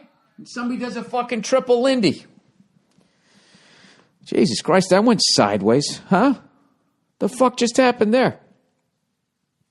Listen, because I'm not going to be able to get a word in. In defense of what I was saying, right, he makes an ass out of himself in front of this, this older fucking broad, right? See, this isn't sexist. Now you come back, you're a little older, a little wiser, right? You're a year older, you're still growing, you filled out a little bit, right? All of a sudden you're crushing it. You're making a fucking couple banana splits and a smoothie all at the same time. And she's just like, wow, this isn't the man that I left the year before. All of a sudden, you guys are working closely. Ice cream's always romantic. What kind of fucked up advice are you giving? I'm not giving anything advice. I'm telling this kid to fucking shake it off. He goes, if I don't work often, I could lose my job as we've got more employees than we need. And I really have a great setup. Now that I've learned it, the work is easy. I basically pick my own hours and my boss is By far the sweetest racist homophobe I've ever met in my life. Any ideas besides the obvious? Murder, he said. Your stand-up is killer. I hope I can see you perform sometime. Yeah, dude, you gotta grow a dick here, man. You're the fucking man. You've been there for a year. You know what's going on. Just be like, I don't know. What do you, do you have a crush on this woman? If she's not going to fuck you, then what do you care what she thinks? Is that bad, Nia? Yes. What does fucking have to do with it? Just have confidence in yourself and do the job. Also, this is a high school person that's writing in? This is somebody who's making ice cream cones and he's scared out of his mind about some woman who's not, he's not even fucking. He doesn't want to ask her out. What is the problem? She's going to yell at you about the way you put the fucking cherries on something? Yeah, because it's a job and he's worried about how he's going to be perceived. You remember what it was like to be at that age where, every little thing, means disaster and the bigger picture. Oh, so is he? This is just a job. Is he catastrophizing? A little bit, yeah. I think you're worried a little too much about nothing. Just do your job, do your thing. Don't even worry about it. And there's plenty of other jobs out there, by the way. He should just be totally cocky when she comes in. What up, bitch? Yeah, I'm sure that'll go over real well. Root beer float. That's how I do. Kiss with the little peace sign. No. No, honey. Yeah, ice cream hat to the side. All right. Weed, pussy, or nothing. Jesus Christ.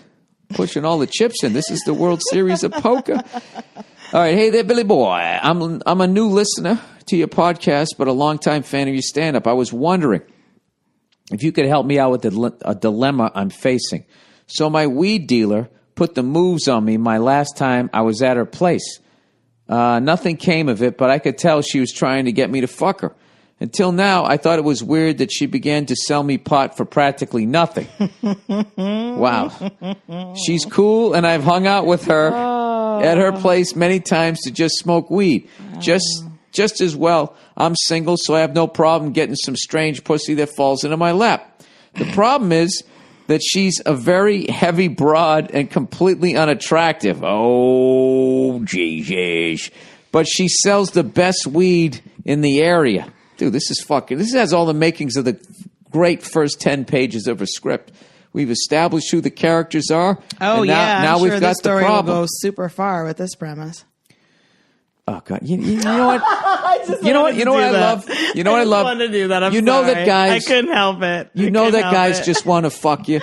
Women know that. You use it to your advantage to get shit, and then when we admit that that's what we want to do, you're like, "Duh, is that what you want to fucking do?" Oh my God! I really wish someone would tell the story about a guy who's getting thrown pussy left and right and doesn't know what to do with it. And it's like a coming of age, and I'm sure he's also fighting with his friends a little bit about like what dorm we're gonna stay in college. Yeah, this is hilarious.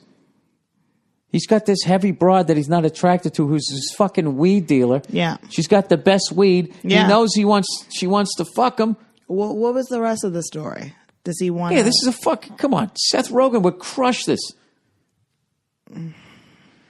Oh, you are in it. You know what? You're hungry. You're like him in that Snickers commercial. I don't even know who you are right now. Seth Rogen would write a phenomenal transcendent script that Jonah Hill would act out, and it would just be like, wow, is this what it's like?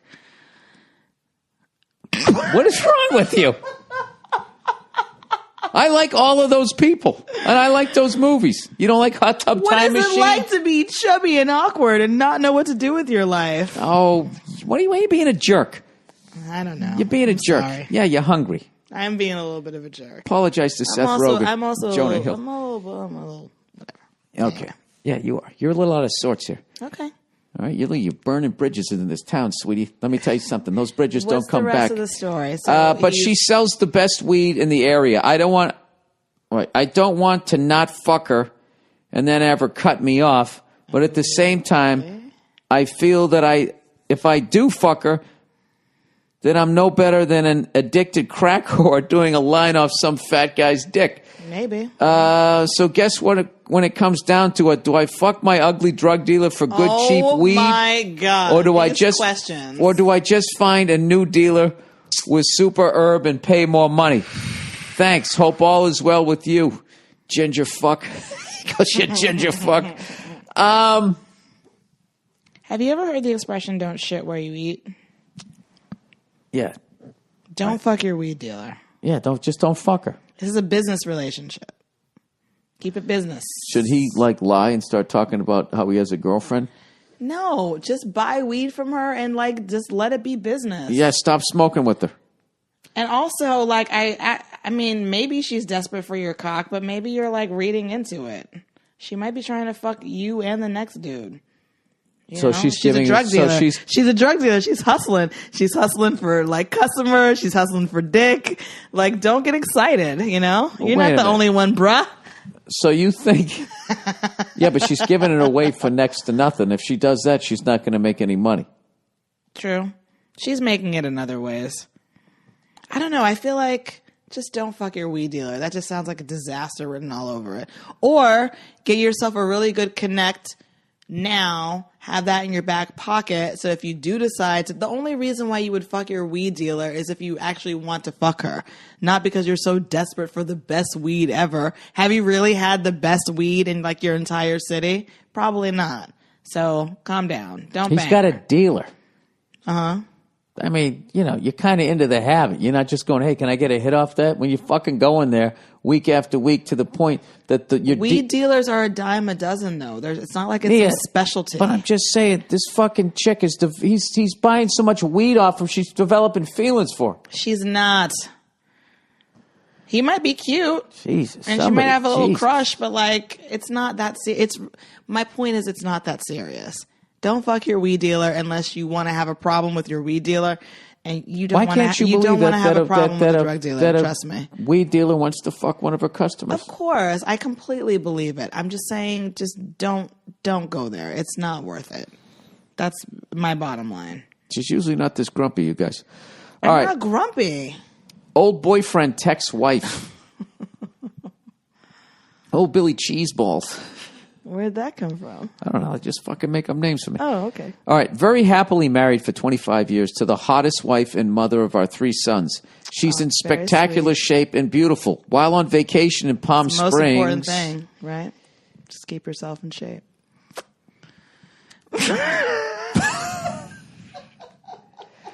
Yeah, we're visual animals. We're visual animals. I know. There's a reason why all those gay guys are walking around with 6-packs, because they know what they're trying to attract. Yeah. Don't bring the gays into this. Do you think all those gay guys want to go to the gym that much? They have to. If they don't, that's the end of the dick train, and they know it. They know it. Oh, they know it. All right. So anyways, while on vacation in Palm Springs, I caught a glimpse of her phone screen and saw a text from PB. PB was asking, how's the weather? So I asked her who PB is. After a little persuasion, she replied, it's Dave. Dave is a boyfriend from her high school years, and he is a former fiance. This is awful. She promised it was nothing. I asked if they had seen each other. Why does she have him underneath a different name, though? Yeah. That's pretty suspect. When you have the person's name saved under an alias. PB. What does PB mean? Wait, is there penis? Brilliant penis. She's dyslexic. Penis babe. Penis babe. Pussy banger. Maybe. I'm sure it's something between the two. It was a them. capital P and then a lowercase b. I don't know why he did it. I don't know. If you guys have any suggestions what PB would stand for. God. Come on, it's fun. What's gonna come it's what social now. media is all about. Jesus. He goes, she promised it was nothing. I asked if they had seen each other or slept together. She said no. I believe her. Okay. Oh, Jesus. It's a former fiance. Does he mean now? I guess now. Or maybe I just want to believe her. She's otherwise a very honest person. Well, I sent Dave a text, and here's what I said. Oh, beautiful. I'm only going to say this once. You're nothing but a sleazy cocksucker. You've crossed the line of decency. Go fuck yourself. Or better yet, go choke to death on some poor somebody's dick. Wait, what? It's a homophobic. He was upset. You know? Never communicate with my wife, capital letters, ever. If you pursue her in any way, I'll cut your dick off with a rusty saw blade and shove it down your throat. I hope you're getting the message here. Graphic. His reply, understood. This is the last text, name and number deleted. My question to you is, was I harsh enough with Dave? And I'm not sure what to do about my wife. She deleted him from her contacts, and she said she has no need to ever communicate with him again. What are your thoughts? Well, I think you need to let it be then. I mean, I have to say that was masterful, that text that he sent to PB, aka Dave. I think he got the message with that one. Now, what do you think? So do you think she banged him? No, she was probably sending flirting, borderline inappropriate text messages. I bet you're still as beautiful as the day I took you to prom. Oh, hee, like that type of shit. Why are you? I why probably are you went a looking at me little like further than that. I don't fucking know. He said because that, if it were you, Bill Burr, you probably would have said some, like, that's why you're making that face right now. Because you know how you are. You probably would have said some inappropriate shit over text. I mean, that's what texting is. Is that what texting is? It is. It's what is Please how do I Please get to this? explain texting to us, Bill Burr. Please explain how texting works. All right. Advice for a fellow ginger. Oh, moving right Moving along. right from along. that I'm one. moving right along. A fellow ginger from Finland here. I have a decision to make and would appreciate some advice from a wise and experienced man like you. Ever since I was a kid, every fucking thing. Ever since I was a kid, I've wanted to be an airline pilot. I'm 19 years old and I'm graduating from high school in December. Yes, here we finish high school later. I was just going to say, is that when they graduate from high school in Finland? Yeah, later than you guys in America. All right, I have till the end of the year to decide what I want to study. I've always had a plan after high school. I would want to go to a flight academy and become a pilot, but now I've started to question if that's what I really want to do for a living.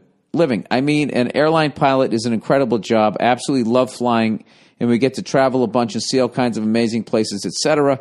Plus, I would get to the sun every day without burning my Nordic ultra pasty skin. The captain makes six figures, which is plenty enough for me since I'm not into money. My only problem with being a pilot is that I would never be completely free, meaning that for the rest of my life, working for some other douchebag would decide for me when I can come to work and where I can fly. The idea of being tied up to a company and having some cunt making all the decisions for me scares the shit out of me. When I'm older, I want to be able to do things on an impulse without asking permission from some capital letters other man. Also, pilots, you're just over there taking pictures of shit, Nia. I'm listening. Also, pilots spend a lot of time away from home, and someday when I start a family and have kids, I want to spend as much time as possible with them, so that could be a problem as well. Flying planes for a living would be a dream job, but it would get in the way of my other dream of being completely my own man and free. What do you think? Should I go study something else? No. What you should do is still be into the aviation thing. You just figure out a way to do what you want to do within aviation. Okay? I will equate it to the job that I have. I am a stand-up comedian, which opens up all these doors into the entertainment world, which a lot of them you think you want to run through until you get to the other side, and then you realize what you're talking about is like, holy fuck, I thought I had the world by the balls if I got this. I thought I would be the pimp, and then you realize that you're actually the whore. So you have to what I would do if I was you is I would still go to flight school. I would learn how to fly. And then what I would do is rather than flying for some commercial airline, there's got to be some other cool shit that you can do, like flying for sightseeing tours. You're not into money, right? Maybe you do that. Maybe you end up having that business and other people fly for you and you get to fly around. What other jobs are there? There's fighting forest fires. You know, you do that in like helicopters and planes and that type of shit. Sure. Yeah. Listen. Just by being a pilot, already you got some sort of renegade spirit in you. So I'm sure there's plenty of fucking jobs that you can get in aviation. I think in pretty much any job, there's a way to be in the matrix, and then there's a way to be outside. Like, he's a renegade, that one. Don't get tied down with that guy. You can definitely do it. Right? What do you think? Yes. Yeah, so he should still be a pilot, dude. You love to fly. It's what you want to do. But, there's all kinds of shit. You could fly for a fucking airline, make your money, and then leave, and then go do something else, like start your own business. I don't know.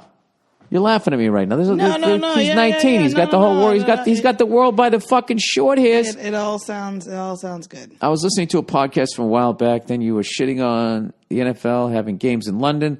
He said those games are huge things for us European football fans, and believe it or not, there are tons of football fans here in Europe. The games always sell out. NFL football sells out there. Who knows? All right, here's the last one. I'm stuttering here. Okay, the last question that I actually did with the lovely Nia, and now we're fucking wage gap myth. Did this spark a debate? Dear Billy Burr, I was one of the fortunate audience members of your epic terrorist performance. You crushed it, in my opinion. Thank you very much. He said the wage gap statistic. He said, I want to debunk a myth for you. The wage gap statistic. There's this thing right now that they say that a woman gets paid less, 79 cents less to do the exact same job as a guy, which, my opinion is fucked up. The job should pay what it should pay, right? So this guy says the wage gap statistic that you hear about all the time is simply the average earnings of men and women working full time. It does not take into account different job positions, hours worked, or different jobs.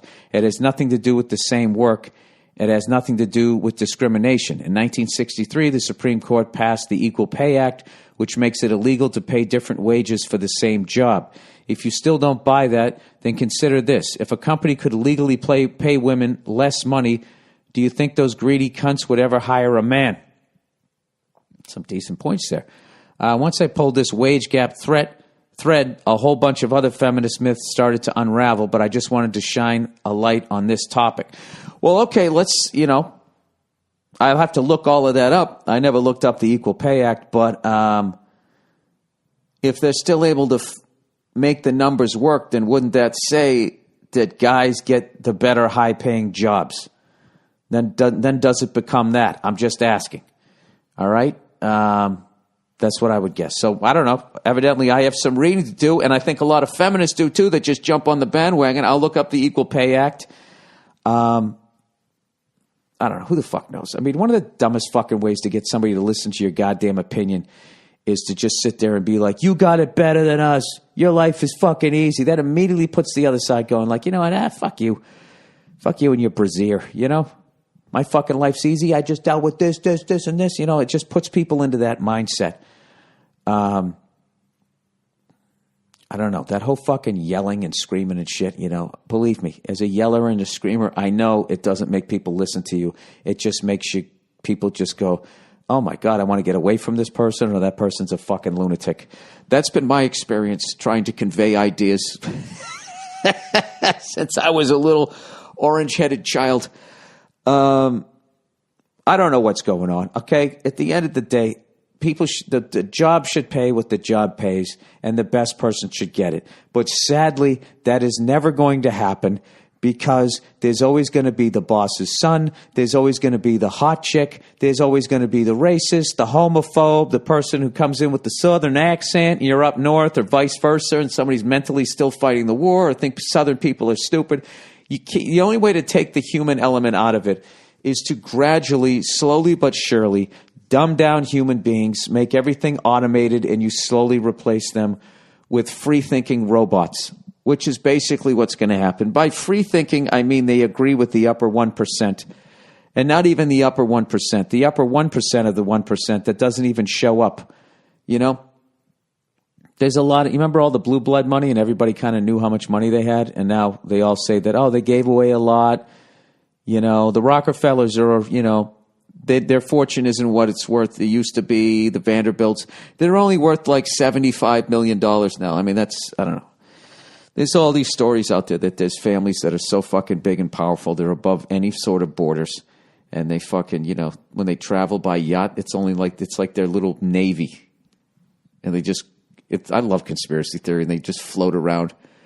They pull up to the dock, and the countries just come out and give them bags of gold, and then they just disappear. It's like Waterworld, except, without the, I don't know, except they still have all the amenities because the world hasn't flooded over yet. Does that make any sense? I think that's as good a spot to stop as any. My apologies for fucking up the podcast this week. You guys have a nice couple of fucking days. And can I end on some more drum nerd shit?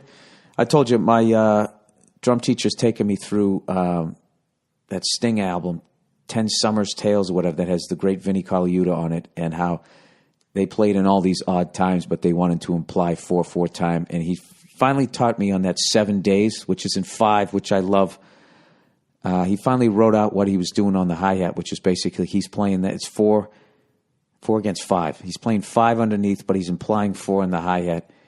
And after all these fucking years of trying to figure out how to do it, he just wrote out one line of it, and now it makes sense to me. And it's basically on the hi-hat, I just still count in 5, but you just count, underneath. If you listen to it, you count in 1, 2, 3, 4, 5. 1, 2, 3, 4, 5. Boom,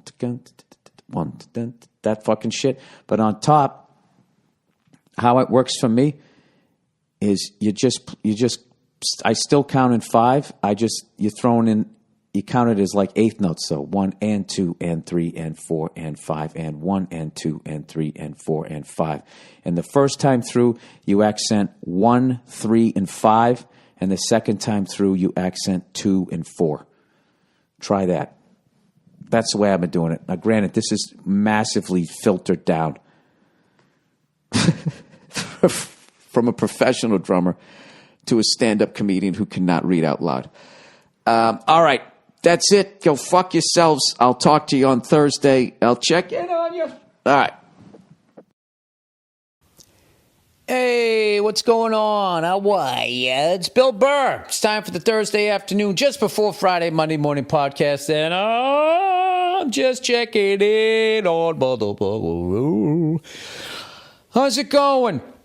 How is it going? Do I really give a shit? I'm actually asking this week. How's it going in your corporate fucking neck of the woods? Huh? How they treating you? Well, you should be happy you even have a job. When is it going to happen, people? When are we going to look past the ties? Just peer right through them. Remember, when Homer Simpson just backs into the shrubs? Just stick your fucking face through the ties and get to the corporate cunts on the other side. It's not a lot of them. It's a handful of them. That's all it is. A lot of them don't even know how to fight. Just fucking nerds. That's one thing I'm really sick of. I am so fucking sick of Hollywood making nerds out to be these harmless people. Nerds, if you really look at the world, are the ones that are ruining everything. All right? Go back and watch Revenge of the Nerds next time. Next time you realize you should have been rooting for fucking Ogre. All right? Those fucking cunts with their glasses walking around, not getting any pussy or whatever. No one talks to them at the party. What happens? They get fucking angry. Then they start an app. And then they try to put everyone out of business because nobody loved them. I'm sorry. Coughing like fucking Keith Richards over here. It's unreal. Like, I don't even fucking barely smoke anymore. It's the leftovers from all those years of doing it, maybe. I don't know what it is. But I've been doing good. Oh, man. I fucking, I was like, I'm not going to smoke again until fucking June. And this week, whoo, it was hard. It was fucking hard. I just kept going to the gym, trying to work up a sweat. Like, trying to sweat the craving out of me. It's worked. I'm hanging in there. But every once in a while, when my life gets a little hard, I just want to fucking go out to the back porch, but I haven't been doing it. I can't smoke in front of my kids. I just can't do it anymore. Can't do it. I said in Thanksgiving I wasn't going to do it, and I haven't done it since then. And I've had about fucking, 7 or 8 cigars since Thanksgiving. That's still too much, but that's fucking great for me. Because I would have had like 60. I would have had like one a fucking day. So, anyway, I've been hitting the gym and doing all of that shit. I'm Billy No Gut now. I'm not going to fucking lie to you. I'm still Petey Pooch. I still got a baby bump here, but doing all right. I'm fucking, trying to put the muscle back on to burn off that fat down there. And it's been going good. Been fucking stretching and all of that. I always wanted to be able to do like a back bend. Like I could never do that. Like I would come up like as high as like a fucking coffee table and just collapse. There's something like, I'd say 90% of people and 100% of men, well, except for the gymnasts, never stretch, is a fucking back bend. I've never, until I decided I was going to try to do, I don't think I've ever done one of those in my life. My entire, fucking torso was just glued together. It was, you know what it was like? As if you left, I don't know what, something like sitting in that back shelf of a 4-door sedan, that little shelf in the back little windshield, just sitting in the sun. That was my torso, just baking, getting all fucking freckled. So I've been trying to do that. I'm actually all right. I can get about 3/4 of the way up. I was with my kids today, and they had this fucking insane birthday party that they went to. It was like a trampoline and shit, right? My dumbass is getting on it. Then they have like a fucking zip line. So I'm like, all right, let me get on that thing. Okay. Nope. I thought he went from one side to the other. They had a mat underneath it. I didn't know it had like a stop. So I'm hanging on the whole way. Now I'm looking at the other side going, where the fuck do you put your feet, right? They didn't even say anything.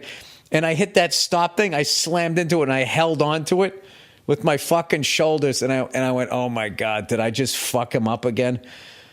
They're talking to me a little bit, but I think I'm all right. I think I'm on the other side of it. This would be basically classified as an incident by the late, great Diana Linden. Who helped get my rotator cuffs back where they needed to be. And then I finally had to just, when she passed away, I finally just had to do the Kobe shit. Fucking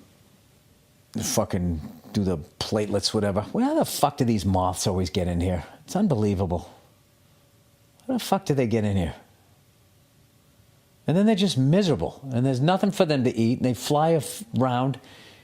And you try to catch them to free them, but then that white shit comes off their wings. It's like literally nothing. It's like nothing you can do for them. So anyway, yeah. All the other parents were like, ooh, when I fucking slammed into that thing. I'm just like, why did I do that? I already know a buddy of mine was telling me how he went to something and some dad tried to do some shit and just fucking blew out his Achilles. That's the big thing as a guy. That's like the number one thing.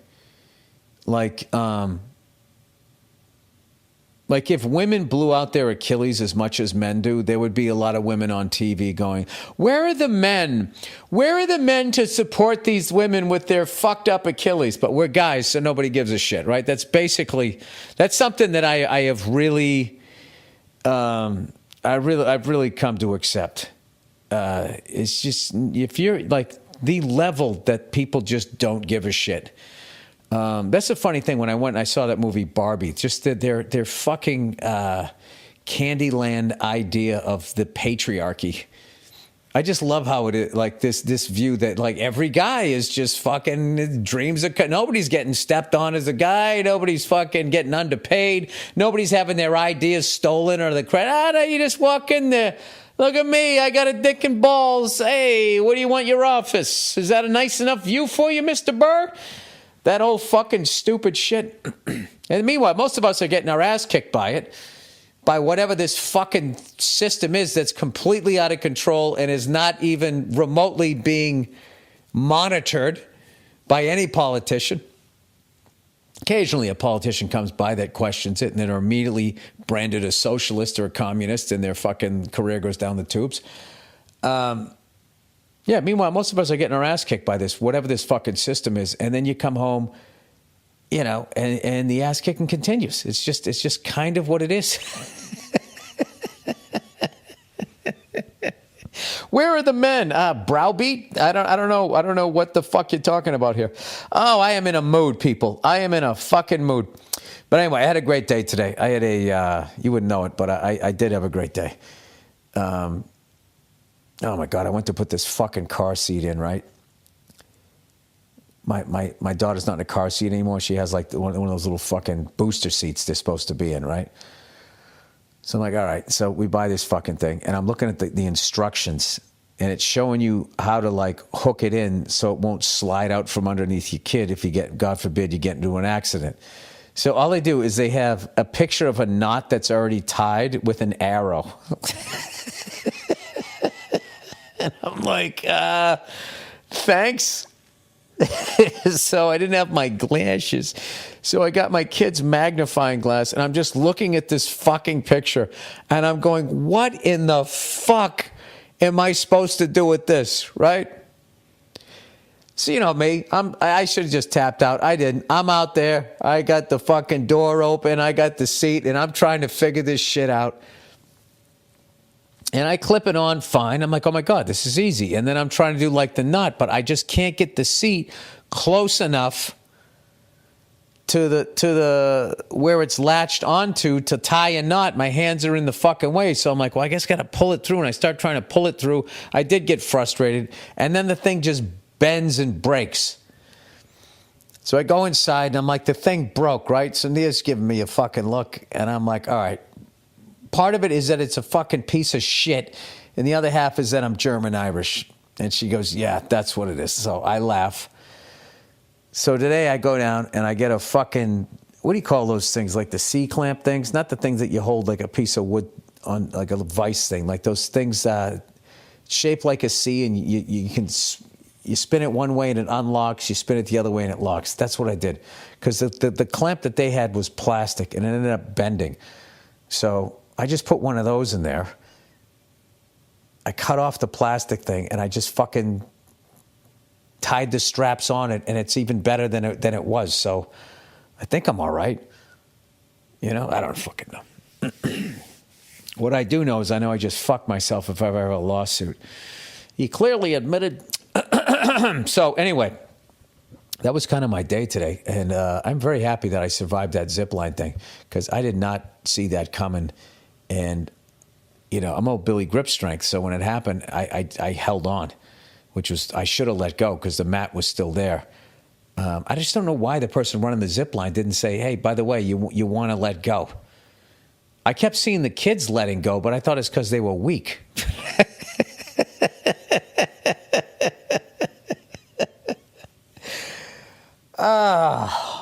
How many times in the first 11 minutes have you guys been listening to this going, this guy's a fucking idiot? I have no argument. I would go with that. And I'll tell you what this fucking idiot's doing this weekend. He is going to Portland, Oregon, Vancouver, British Columbia, and then Salt Lake City, Utah, with my shit as I get ready to record myself at some point, someplace. I don't even know where the hell I'm going to do it, but I'm going to do it at some point this year. So I'm gradually putting it together. I had a great time last week. This is the second run of my tour. And Portland's a fun city. You know, I kind of like it. You know, I like it during like basketball season and shit. The Portland Trailblazers. I like the Trailblazers. You know, winning that championship during that really weird time in the NBA where half the people, I can't say half, a lot of the league was on fucking coke and nobody knew how bad it was for you. And just imagine that, you know, you got to play 82 games, you're getting late in your career and you take this shit, it makes you feel like fucking Superman. It was crazy. And fucking Bill Walton's feet were all right. You had the headband. What was it? It was like 77 was the Trailblazers, 78 was the Washington Bullets. And 79 was the Seattle Supersonics. 80 was the Lakers. 81 was the Celtics. 82 was the Lakers. 83 was the 76ers. 84 was the Celtics. 85 was the Lakers. 86 was the Celtics. 87 was the Lakers. 88 was the Lakers. 89, 90 was Detroit. Am I nuts? 91, 92, 93 is the Bulls. 94, 95 is Houston. 96, 97, 98 is the Bulls. 99 is the Spurs. 2000, 2001, 2002, I think is the Lakers. And then 2003 was the Pistons. 2004, I want to say, was the Heat.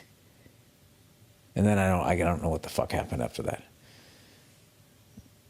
I have no idea. Anyway, that's not bad, right? Summer school kid. Why do I know that shit? It's fucking stupid. 76 was the Celtics. 75 was the Golden State Warriors. 74 was the Celtics. 73 was the Knicks.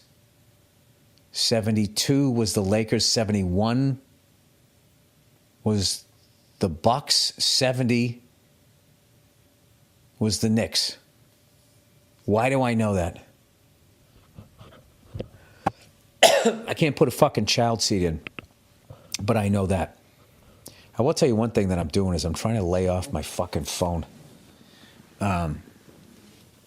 It's kind of funny after these first fucking few minutes of this podcast. Like, I can feel myself getting dumber. And I thought it was just part of getting older and your brain slowing down. And I don't think that anymore because, you know, I love my wife to death. And I'm sitting next to her, laying down next to her in the bed the other night. And my brain, part of my brain is going, get off your phone. Get off your phone. Get off your phone. Get off. And for fucking half hour, I just sat there just scrolling on Instagram. Like, and I've been hearing these stories about teachers talking about how back in the day, you know, there'd be a couple kids that had ADD and now it's like half the fucking class. And I'm thinking like, I already had that shit. Well, I don't know that I had that, did I? I couldn't focus, but I wasn't bouncing off the fucking walls. I wasn't one of those kids.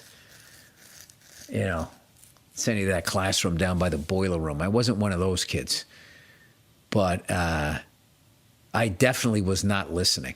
I can tell you that. I was looking out the window and my fucking brain was going. By the way, did you guys ever read that book that Stephen Wright wrote?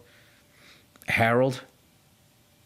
Two best books I read this year were both by comedians. Stephen Wright's and, this past year, Stephen Wright and Reggie Watts. I got to get back into that. Back into reading those goddamn books. Because this fucking Instagram shit, scrolling, is turning my brain into mush. So anyway, yes, I am going to these 3 beautiful cities. It looks like I'm not going to have time. I was going to try to hit up there's a helicopter place up in Vancouver. And I was thinking about hitting them up because they fly the same thing that I fly, the Cabri G2. And I wanted to take one up and make it. Because last time I went up there, not last time, but the one and only time I went up there and I took a lesson, I flew one of them up there and I was flying it like a fucking porpoise, like just the rotor turning the opposite way. I just, it was awful. It was embarrassing. Now I wanted to go up there and fly like a goddamn champ. I was going to fly today, but I don't know if you guys know this, and I don't even know if the president knows this, but he was in town today, the last 2 days. I'll tell you what's amazing to look at on a fucking chart is a presidential TFR, temporary flight restriction. Jesus Christ. They give that guy like 30 fucking mile radius. It just eats up the whole LA basin from like LAX out to the ocean, all the way out to like fucking El Monte. The whole valley, all the way down south to like fucking Orange County. Then there's always like an Air Force base too that has one, which I would think they'd have it all the time, but like I don't know what that is about. But I always feel like they land Air Force One at a close Air Force base, and then they helicopter him I don't know, out to Malibu so he can ask for money or whatever. I don't know. It was weird. He was like in town. It's like, what is he doing? Be funny if he came out here just to like watch a movie with some big director. You know? That's what I'd do if I was president. Yeah, I can I can go to the Super Bowl for nothing, right? Yeah, let's fucking gas up the plane.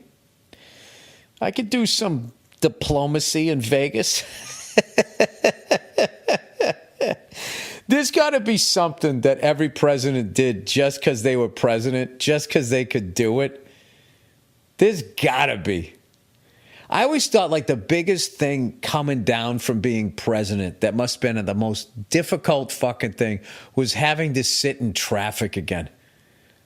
Do you realize when you're president for 4 to 8 years, you do not sit in traffic. You do not wait in line.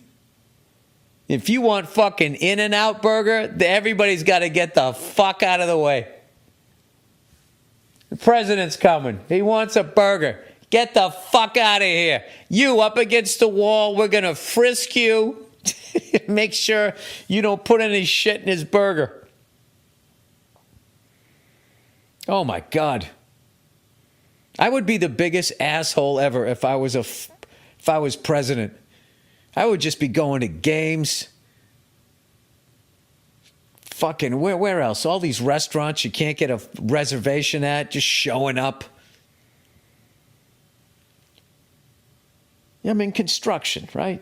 Do the whole fucking... I would just be doing that. If I got elected president, I would just fucking be like, you know what? I could do this job and not have any fun. Or I could just totally take advantage of this and just accept I'm going to be a one-term president. And there's like, the president was at another March Madness game tonight. Nah, nah, nah, hey, got my fucking shirt off, tie around my head. Is he fit to be president? Right? And then when you're right at your 4th Super Bowl and you're supposed to announce that you're going to re-elect, you go LBJ on him. I will not seek, nor will I accept the nomination of my party. I'm out of here. I had a great time. I had a limousine. I had a fucking helicopter. I had my own jumbo jet. Fucking flying to North Korea to talk to that guy. You know, just watching the song Remains the Same.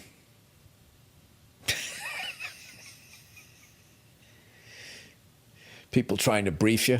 Mr. President, this is important. Now watch this part. This is the part where John Bonham messes up and he looks at John Paul Jones. I used to know their music well enough that I knew what the problem was here, but I forget. Do you guys remember? Can we get somebody? Is there somebody from that heavy metal parking lot documentary that we could get on the phone? Sir, you're meeting with the head of North Korea. We're trying. Okay. All right. Just, can you give me the Cliff Notes? Moby Dick's coming up. Anyway, I think I should do my reads here for the week, for this weekend here, or for this edition. Oh, look who it is. It's Liquid Death, everyone. You know, you might be wondering, what exactly is Liquid Death? Well, it may look like a beer or some crazy energy drink, but it's not. Liquid Death is actually a healthy beverage brand that makes mountain spring water, low sugar soda, and low sugar iced teas too.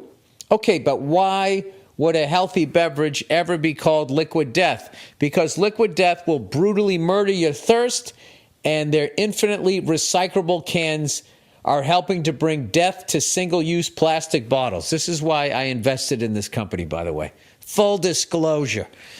Because even if they end up in the ocean, they're going to fucking at least biodegrade.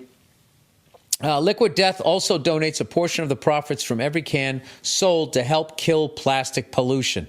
We need more companies like this.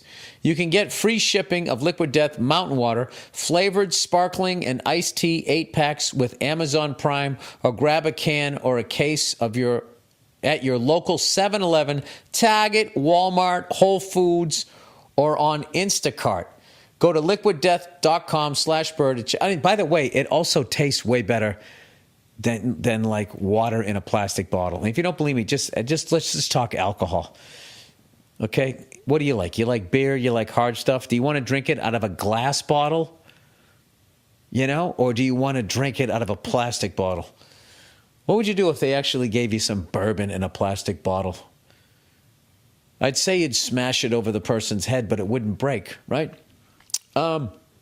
Anyway, go to liquiddeath.com/Burr to check out all their healthy, infinitely recyclable beverages and find your closest retailer. That's liquiddeath.com/Burr, liquiddeath.com/Burr. All right, so anyway, here's my big challenge. I'm fucking 3 days on the road. I got to lay off that hotel candy. That's my thing. When I go to bed and I'm sitting there going, all right, wired from the show, what am I going to do? I don't smoke anymore, really, a little bit, but I'm not doing that shit. I'm not going to drink a coffee. I want to go to sleep. I don't booze. I don't do fucking drugs. I'm just sitting here. It's the fucking hardest thing ever, to just be fucking, there's a lot of people out there that say they're straight edge. They're still eating cookies.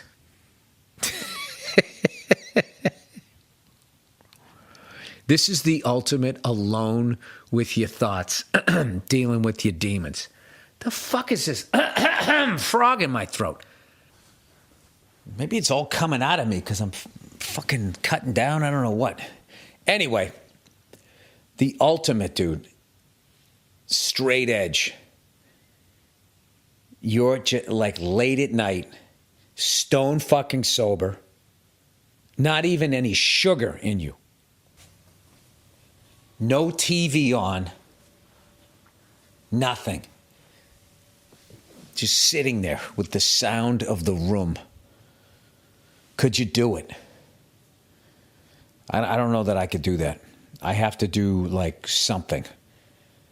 Can't be on your phone. Yeah, there's a lot of people, I'm straight edge. It's like, no, you're fucking addicted to salt and sugar, and you're fucking scrolling on your phone all the time. You're not straight edge. All right? You're out of your fucking mind. You're sober when you're doing it, but you're out of your fucking mind. I'm just talking about myself, right? Why am I yelling at straight edge people? Because I'm mad at myself that I can't lay off fucking chocolate, almond, fucking peanuts, and just scrolling, watching people fucking refurbish skillets. I don't know what it is about watching that shit. Or there's this guy that just goes around and knocks on people's doors that have like bad yards and walkways. And he'll just knock on their doors and be like, hey, I'll do it for free. And they're like, really? All right, cool. And you're just watching him unearth a fucking sidewalk or a path or a driveway.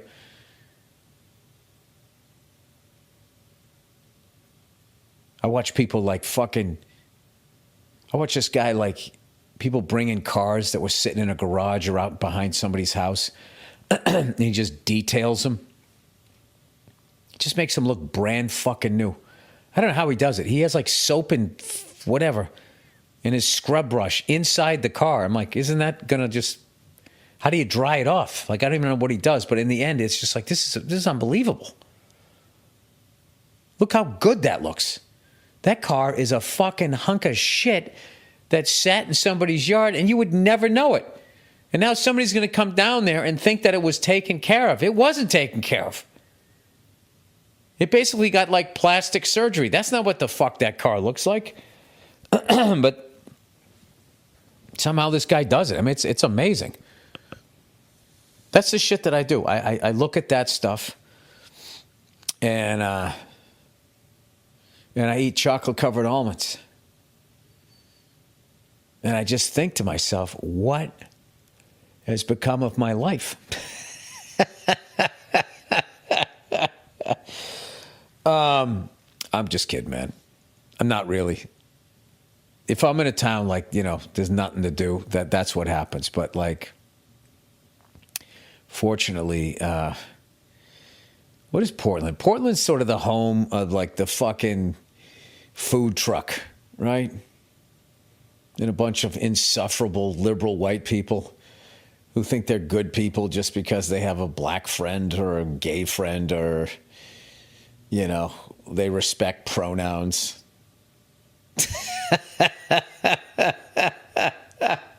How funny is it if you did all of that and you just thought just because you did that, that made you a good person? Well, that guy over there wants to be called, you know, her, she, her, right? It's like, and I do it. That's all you do. You're just basically agreeable. And continue to live your fucking life. I mean, it's in a way, it makes you not an asshole, but like, I don't know. You start to wonder, it's like, who do you do that for? Are you actually doing that for the other person? Or are you doing it so you can fucking bring it up on your page? You guys had the most amazing experience down at the Cheese Doodle food truck, which, you know, if you're not following it, oh my God, you have to. I'm over these fucking food trucks. You know what I mean? I'm over these fucking things. I think like this is like a first world country. These people should have fucking restaurants. If these corporate cunts weren't taking up so much money, people are driving around in vans, giving you food. The only person who did that when I was a kid was the fucking ice cream man and like pedophiles. And now like you can fucking buy anything right off a truck. I saw this fucking guy. He's driving around LA. He's selling like those donuts they make in New Orleans. Beignets, whatever the fuck you call them. I'm like, how's he doing all of that in the truck? Don't you need a giant oven? How the fuck do you make a donut in a truck? Blows my mind. Listen, I'm not shitting on these people trying to get their shit going. I love those food trucks. But I mean, like to see them now that there's a traffic jam of them. It's kind of weird. I feel like young people will walk up to a food truck, but they won't go into like a restaurant. Am I nuts? Oh my God, that's like so last century. I'm waiting for some hipster to bring back a fucking chuck wagon and like serve beans out of a refurbished skillet. And you know, and then the hipsters with their prospector fucking mustaches eat the beans with a knife. You know, they sit around a campfire and they have like, you know, reissued original Levi jeans where they had one of those little fucking, you know, those little snap things that they have on them, rivets to hold them in place. They actually used to have one right in the crotch, right where your fucking taint was. But what would happen is these guys would be squatting around the fucking campfire and that thing would heat up. And when they stood up, they'd burn their ball bag. I swear to God, would burn their ball bag. So they actually wrote Levi when he was still alive. It was like, hey, Levi, this is Ulysses. You know, me and Ebenezer were squatting around this fire after massacring some Native Americans, and we almost burnt our balls off. Like, how can we go out and rape and pillage and continue west if we keep burning our balls with your fucking jeans? And he was like, oh, I'm sorry about that. We'll just do extra stitching there. And now you know the rest of the story. All right, that wasn't all 100% accurate. All right, that is the podcast.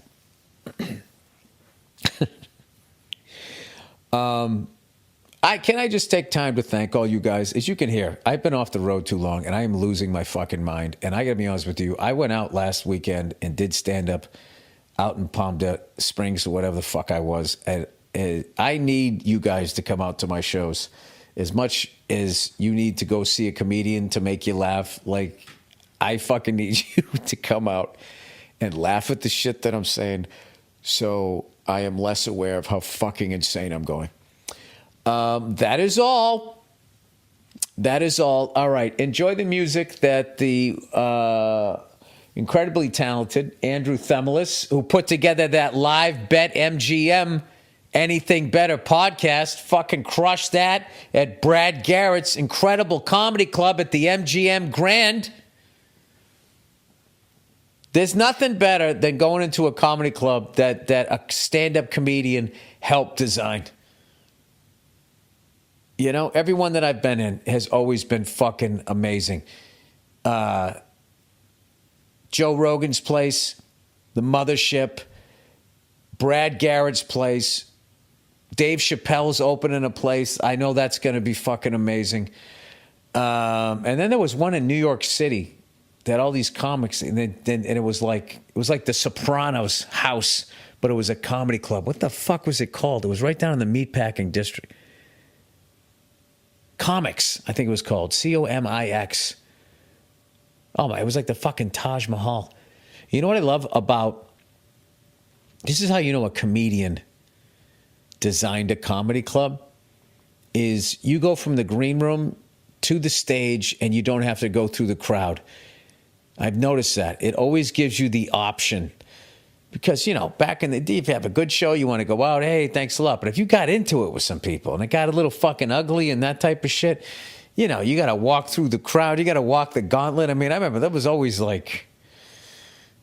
incidents. People throwing shit, spitting on you, fucking swinging at you and shit. They give you that option. I remember at comics, like you'd get off stage and if you went to the right, you'd go out and meet the crowd. And, you know, if you felt they didn't like you and they'd seen enough of you, you could just go left, go right into the green room and wait to get fired. I mean, it was fantastic. So anyway, all right, I'm talking too much here. I gotta hit the sack here. All right. Thank you guys for listening. Andrew Themlis' wonderful music. And then we have a bonus episode of the Thursday afternoon, just before Friday, Monday morning podcast. Also, Paul Anka has a podcast, the great Paul Anka. We used his music in Old Dads. I did an episode of his show, and I sang along with him, made a fool of myself, and I've gotten to know him. He's one of the greatest guys I've ever met in my life. He's just a salt-of-the-earth guy. Just check that out if you get a chance. I'm putting the link up today on my Instagram page. All right? That's it. I'll have a great weekend, you cunts, and I'll talk to you on Monday.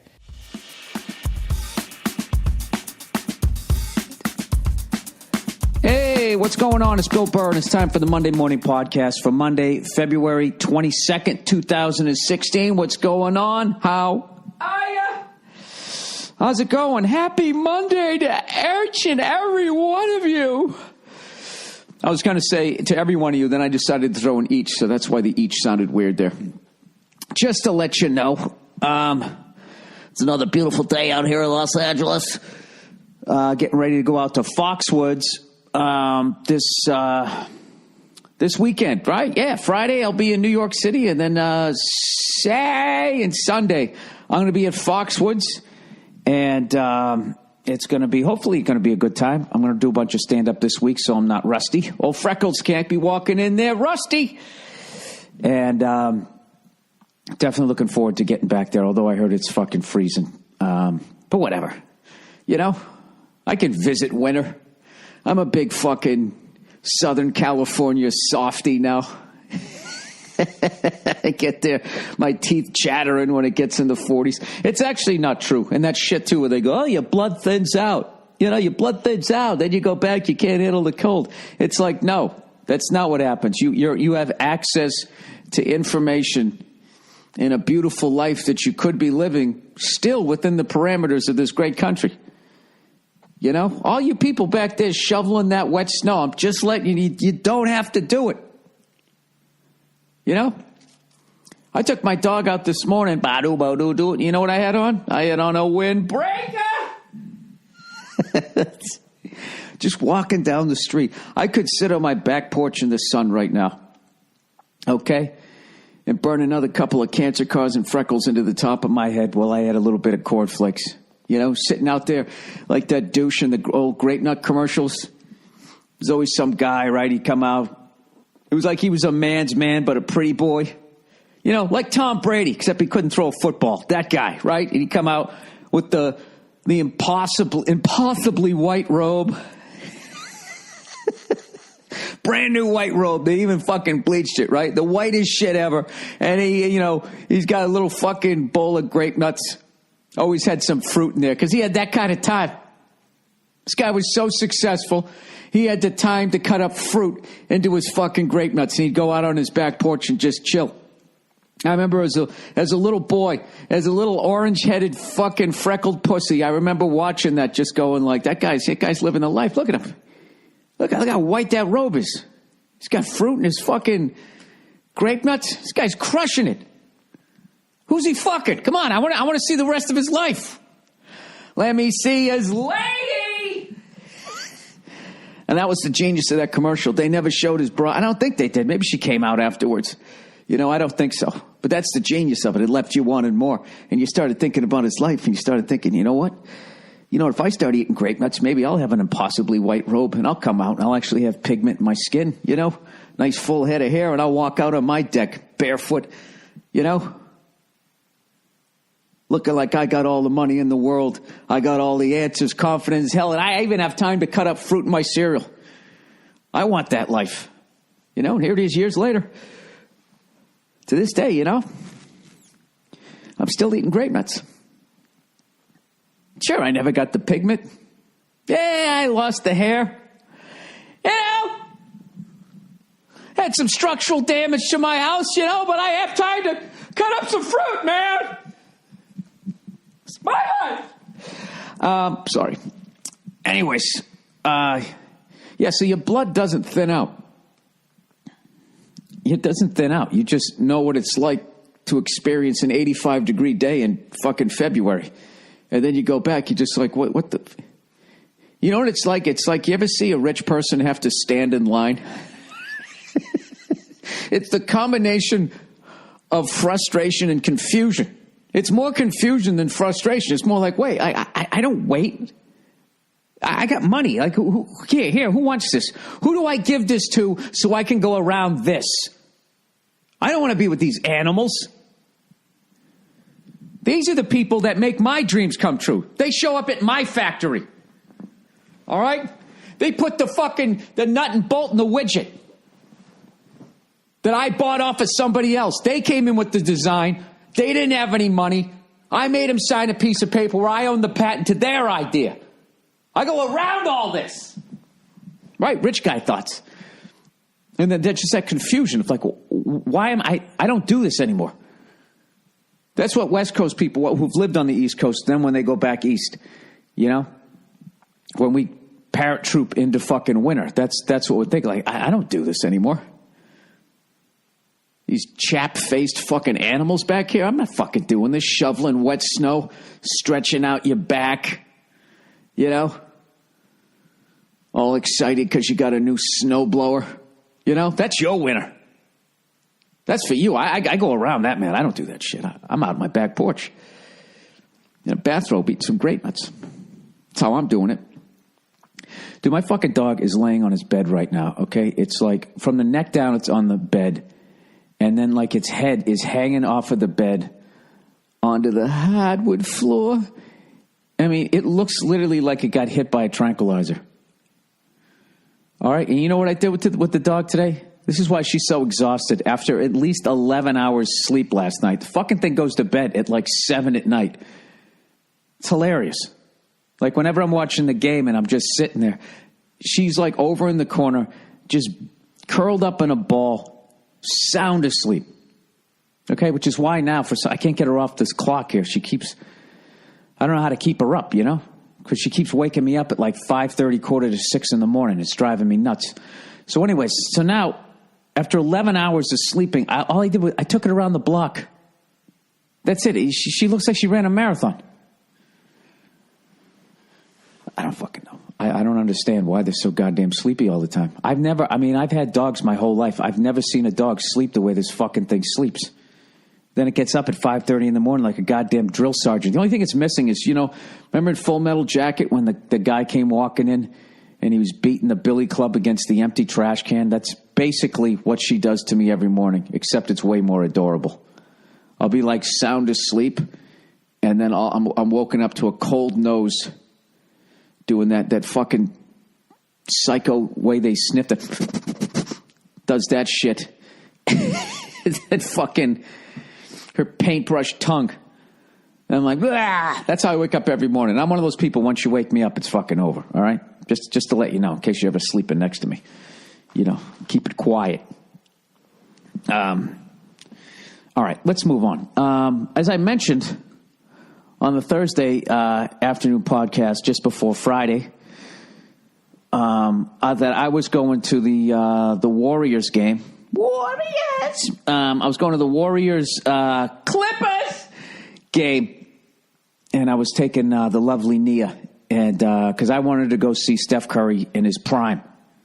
You know? You got to see them when they're young, before they get the first major injury or before they just get old and remind you that you're going to die someday, you know? You don't need to see that.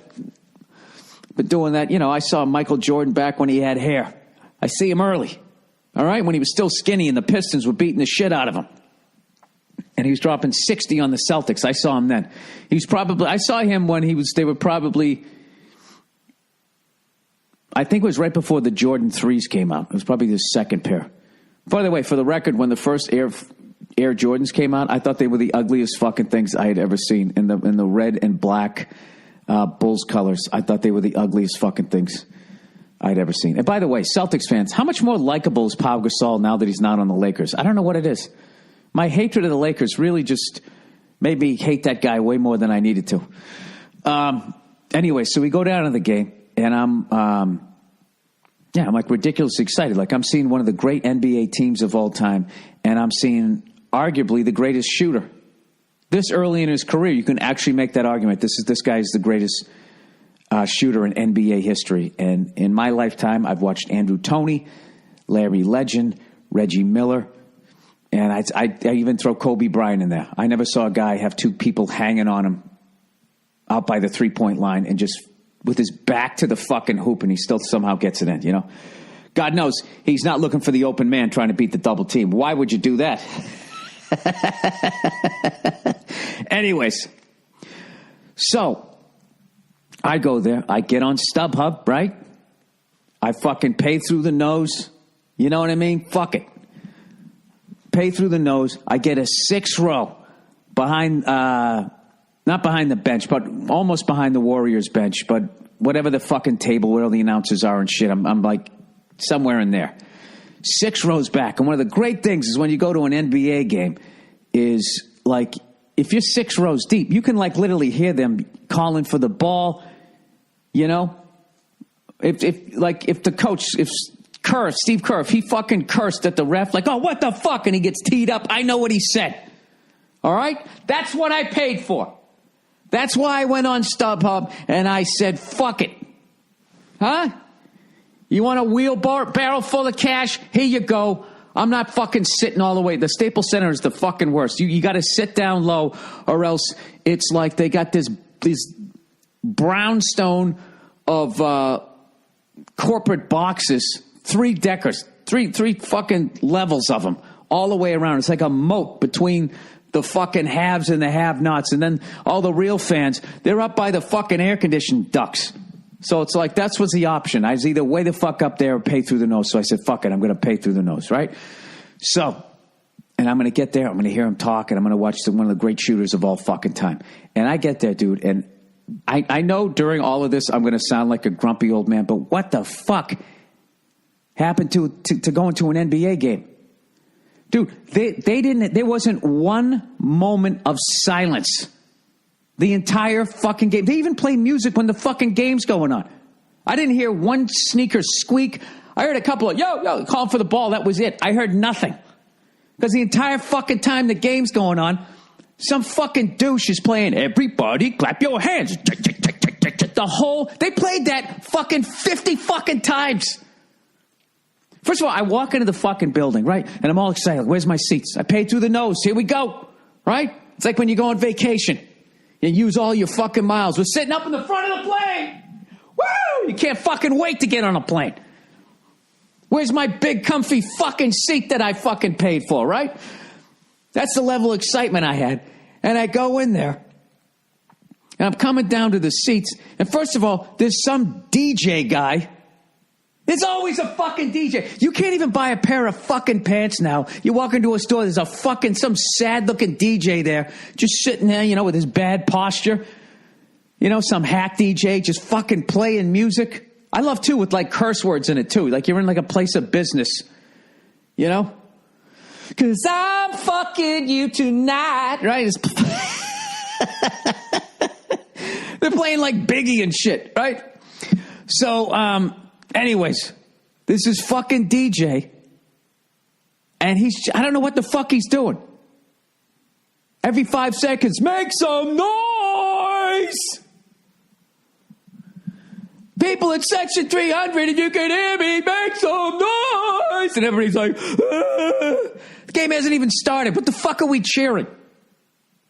Huh? Are you getting us hyped for the game, you fucking dope? We're about ready to see the Clippers and the Warriors. The Warriors got 5 losses.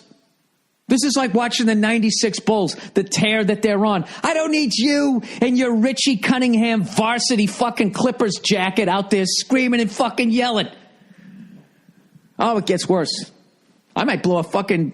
I might have an aneurysm on this one. So I'm walking down going, oh my God, how long is this guy going to be yelling at us? And meanwhile, by the way, you know, the Clippers are out shooting around. And the Warriors are about ready to take the court. I'm going to get to watch Steph Curry fucking hit like 18 3-pointers in a row. You know, that's what I want to see. That's what I want to hear. Okay? I don't need, make some noise. I don't need that shit, right? But, you know, it's a new day. It's a new generation. It's their time. I'm just a grumpy old man, right? So I get down to my seat that I paid through the fucking nose for. Right on the fucking aisle, and it looks like Steph Curry's mouth guard that he's constantly fucking chewing on, right? And it's like this bracelet, and I didn't even know what it was. It looked like one of those things they stick in the bottom of a men's urinal, right? A urinal cake, except you could you could put it on your wrist. So it's taped to the back of my seat, so I immediately just flip the fucking thing over the other side of my seat, okay? Immediately. I'm not participating. All right? Total contrarian, cunty fucking stand-up loner comic. I'm not being part of the group immediately, right? And I'll take that. I'll take 40% of the blame of the rest of this fucking whining shit. All right? But the other 60%, I'm fucking right. So I fucking flipped that thing over, and the fucking DJ guy with the Richie Cunningham varsity Clippers jacket is down there, and he's like, everybody hold up your fucking urinal cakes. And when you hold it up, don't forget to make some noise. Everybody clap your hands. Dude, this is all going on, right? Insanity. Oh, and by the way, there's a bunch of fucking, you know, like, I swear to God, what's that? Who's that fucking guy who does he sells the nice, comfortable T-shirts, but for some reason he shoots like 12-year-old girls in like sexual positions. The fuck is the name of that company? It's not Abercrombie and Fitch. They were into like fucking, wasn't it like white supremacist Kennedy children? It all blends together. It begins with an A. That's all I know. So they got these fucking like preteens, it looks like, coming down, you know, dressed like prostitutes and fucking like a B Hollywood movie, right? You know, like the ones in Pretty Woman. You know, the only exciting part of that was when he was looking for a hooker and then he runs into that fucking, you know, Moeller show and fucking Champ there, right? I always hated when he fucking closed it shut. She goes, fucking laugh at all those fucking teeth. Jesus Christ. I swear to God, that clip right there is why I never dropped acid, because if I ever ran into a woman like that and she did that, I swear to God, I don't know what would happen. I think my fucking head would explode. So anyways, Jesus, I haven't got to the start of the fucking game yet. So much just fucking bugged me. So they're doing dance routines, all this shit. So in the meantime, the fucking Warriors take the court and everybody boos him and everything. And I'm just literally going like, oh my God, there he is, here he goes. And he starts hitting fucking threes. And the second he does, every fucking jerk off in the fucking building, right, who wasn't making some noise, came running down the fucking aisle. Everybody with their cell phone cameras out, taking fucking video, standing up in front of me. Here I am, paying through the nose for my seats. I'm in the 6th row. I got to stand up to watch a shoot around. What are you filming it for? What the fuck are you filming? Can't you just fucking sit there and watch it? I saw Larry Bird do a shoot around in 1986. I still remember it. I got the video right in my fucking head. These fucking dopes. All these fucking YOLO douches come down, right, with their fucking phones. So I'm just going, oh, God, here we go. Bill, you're the old guy now. This is how the youngsters do it. This is how they fucking do it, right? So mercifully, people finally end up sitting down. It's the end of the goddamn shoot around, and we're getting ready to start the game, right? And I'm thinking like, okay, finally, this seizure of shit, of tumblers and hoochies and fucking screaming and yelling and making noise and bracelets fucking blinking is going to end, and I can watch the fucking game, right? There's no way this horse shit goes on during the game. There's no fucking way. And evidently, it's okay that they play music through the whole fucking thing. I'm watching Steph Curry bringing the ball up, and I'm listening to Drake. You used to call me on my cell phone. You used to. Everybody clap your hands. Make some noise, right? Fucking, I can barely hear the sneakers squeaking.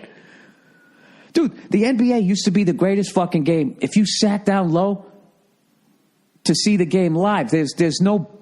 It's not like hockey where you're behind the fucking glass. It's almost like it's soundproof. And even that's still amazing to be down that close. But still, there's like this barrier. You fucking sit right down on the court, and they're right there. The fucking ball could bounce into your lap. It was insane. And look, like I said, I'll take 40% of this, that this is just me being a grumpy old man, okay? You got to the game has to keep evolving. These kids are growing up with DJs.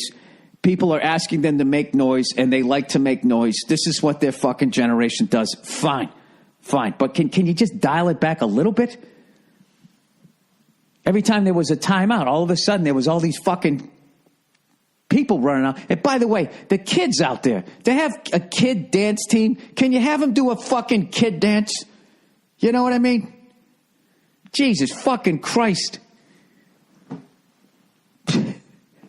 Half those fucking moves I've seen in a titty bar, and I'm fucking looking at an 8-year-old. Everybody clap your hands. The whole fucking thing was insane. And so, anyways, and one of the funny things was I'm sitting there with Nia, right? And, she's a great person. She's not a grumpy person. So she's just enjoying all of it. She's taking it in. She's enjoying the game, And when all of a sudden they started, like, I swear to God, in like little parachutes, they dropped down gift certificates to something that evidently we couldn't afford. I don't know what it was. I can't even know what the fuck it was. And everybody's jumping up, like leaping up, trying to catch these things like it's, the end of the Vietnam War. And this is a ticket to get on the last chopper out of there, right? Oh, and the fucking T-shirts, all of this shit. I hate when they sit there and they got one T-shirt left and they start looking at the section, whatever section can make the most noise, and just watching people like a fucking dog begging for a treat, for a free fucking Clippers T-shirt. This isn't even a Lakers T-shirt. This is a Clippers T-shirt. Just watching all of those people taking all of their self-esteem, every shred of integrity, and jumping up and down over a fucking 8-year-old to get a free T-shirt. I don't know. So anyways, Nia points out there's some guy sitting in the front row that she follows on Snapchat, I believe it's called. I keep calling it Instagram. Snapchat. And he's this dude who just goes, yo, they don't want you to fucking blah, blah, blah, blah, blah, blah. And he's always doing whatever they say he can't do. And she goes, look at him. He's down there. He's right there. Oh, look, he's making a Snapchat video. She's watching the guy make the Snapchat video. And then she takes out her cell phone. And 2 seconds later, she watches the thing. And I'm watching the guy down there and doing a Snapchat. I just watched the guy film it. Now I'm watching on her phone. And by the way, in the meantime, Steph Curry is going up and down the floor. Everybody clap your hands, right? I got ADD. I don't need all of that shit. So anyways, as if that isn't bad enough. As if I haven't been going on and on, needing an entire fucking box of tampons at this point, how much I'm bitching. At least even though I can't hear it, even though there's going to be somebody standing up in front of me, even though they're shooting T-shirts at me, telling me to make some noise and clap my fucking hands, like I don't know where I'm at. Okay? Helen Keller should get like this level of fucking direction. If she goes, she's dead. Whatever. Anyways, Steph Curry goes out there, immediately gets a foul. I'll give it to you. It was a foul. All right? 3 minutes later, they call some ticky-tack horse shit on the guy. He's got 2 fouls in the first quarter. Now they sit him down. And old fucking Freddie Stubhub is sitting there going, dude, what the fuck? This is the guy I paid to sing. Everybody yo-yos to make some noise. And I'm fucking beside myself. Fucking beside myself going, this is why I fucking hate that. This is why these games get fixed. This is why the NBA is fucking fixed, because this is the only sport of the 4 major sports that the goddamn fucking referee can take the best guy out of the game. Just give him 2 quick ones in the first quarter. Can you imagine if you went to go to a football game, right? Oh, Freddie Stubhub. I'm going to see Tom Brady versus Peyton Manning the last time. I'm going to that fucking Broncos fucking Patriots playoff game. And whatever. Tom Brady gets 2 quick ones for intentional grounding or some shit. And next thing you know, he's standing on the sideline and the fucking backup quarterback's in there. You're just standing there like, dude, are you fucking serious? The guy spent like the whole first half on the fucking bench. It was brutal. And the refs were calling fucking everything, teeing everybody up. And the only cool part about sitting down low that I saw was at one point, is it Steve Kerr? Is that his first name? He fucking looks over at Doc Rivers and he gives Doc Rivers, they're like, dude, you fucking believe this shit? And Doc looks back at him like, yeah, what the fuck? Like, sharing this moment just as coaches, like, what the fuck are these refs doing? So I don't know what happened at halftime. If somebody called them up and said, hey, man, this is like one of the best games of the week and you're fucking this up, all right? Put your goddamn whistle away. In the second half, they let him play, and it was beautiful. It was a fucking amazing game, despite the fact all of that shit was going on. I know. I went on and on. I probably went on too long. I understand. But, like, you know, it's such a great game. And, you know, I kept thinking about, Nia always watches all, like, those fucking, you know, reality shows and stylish shows and all that shit. And, you know, when they trash people for what they're wearing, if somebody comes out and they'll be like, oh, honey, too many accessories. You need to take a couple of things off and just go out like that. You know, if they have like too many fucking bracelets and then the fucking, I don't know, a hat and a scarf, just too many accessories. And they go, you just take a couple of things off before you go out into the world. You know, be more Parisian. Don't be Tampa, Florida. Okay. I don't know why I said Tampa. I just, when I think of no class, I just think of Northern Florida. Yeah, I just said that. Are you offended? Well, why don't you look out your fucking window past the crocodile over to your truck with the steel balls hanging off the back of it? I'm fucking with you, Florida. Come on, man. You can't be all bad if Walt Disney decided to put his world there. That's what I feel like at those basketball games. They just dial it back a little bit, okay? Could the booty dancers be maybe, you know, could they at least be in junior high? Could that happen? That could be nice, you know? Could you play everybody claps their hands maybe just 18 fucking times during the game? You know, if somebody pays through the fucking nose to get 6th fucking row, could I at least hear the sneakers squeaking? They don't give a shit. They don't give a shit. You know what they should have done at the end of the game? You know that when you go to the joke shop and you just open the thing up and all the snakes would come flying out? That's what they should have done to the whole crowd. Just giving them a fucking facial, a fucking T-shirts. And, you know, I got to be honest with you. Even for me, that was extra cunty. But once again, dude, I always stay to the end of the game. I don't know why people leave. And the Warriors were up by like fucking 12, 15 points or something. I think it was, no, wait, there was the 9, they were up by 11. They were up by like 15 points. Then they cut it to 11, and people are leaving because there's only like a minute and a half left. And everybody's like, well, fuck this. Got to beat the traffic, which is understandable in LA. And everybody starts leaving. And I'm psyched because it's getting quiet, and I can finally hear these guys out on the court, right? And so the Clippers bring the ball up. And they've taken all the stars out of the game at this point. They just got the bench in for both teams. So what the fuck? Even they're saying this game's over. Clippers bring it up. They hit a 3, right? So now it's like a fucking 8-point game. Warriors, whatever, they inbound the ball. Clippers steal it. Run to the 3-point line, a la fucking Reggie Miller. Boom, hit another 3. Now it's a 5-point game. Now the people left are like, oh, shit, the fuck? And the Warriors like, okay, settle down, get it past half court. They get it past half court. Fucking Clippers steal it again. Go to the three-point line. Boom! Hit another one. It's a 2-point game, and the crowd's going crazy. The people who are left are going fucking crazy. This is what I wanted. Now, all of a sudden, they're fucking putting all the A-listers are coming back in to save the fucking day. Chris Paul's back out there, fucking Steph Curry, the whole fucking thing. The Warriors bring the ball back up again. They somehow lose the ball.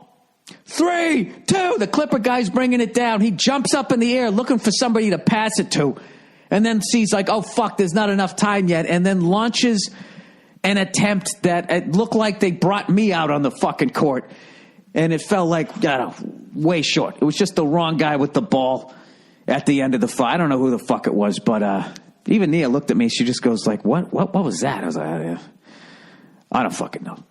I don't know. And then that was the end of the game. And then they were like, thanks for coming out. Make some noise. But anyways, at the end of the day, I feel like I saw Steph Curry. I got to give it up to the Warriors, though, man. Like, just watching them, the way they move the ball around and all of that. And even with, their star on the bench, man, there was a Thompson. I don't know shit about hoop, as you can tell. Thompson, that guy was fucking killing him. And then they got this other dude.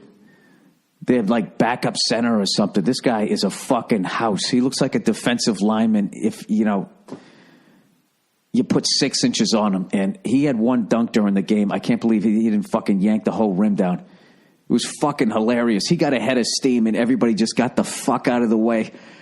And if only they weren't playing Drake during the time when it happened, man, I could have heard that fucking earth-shattering dunk. It was literally 30 feet away. I couldn't even hear it.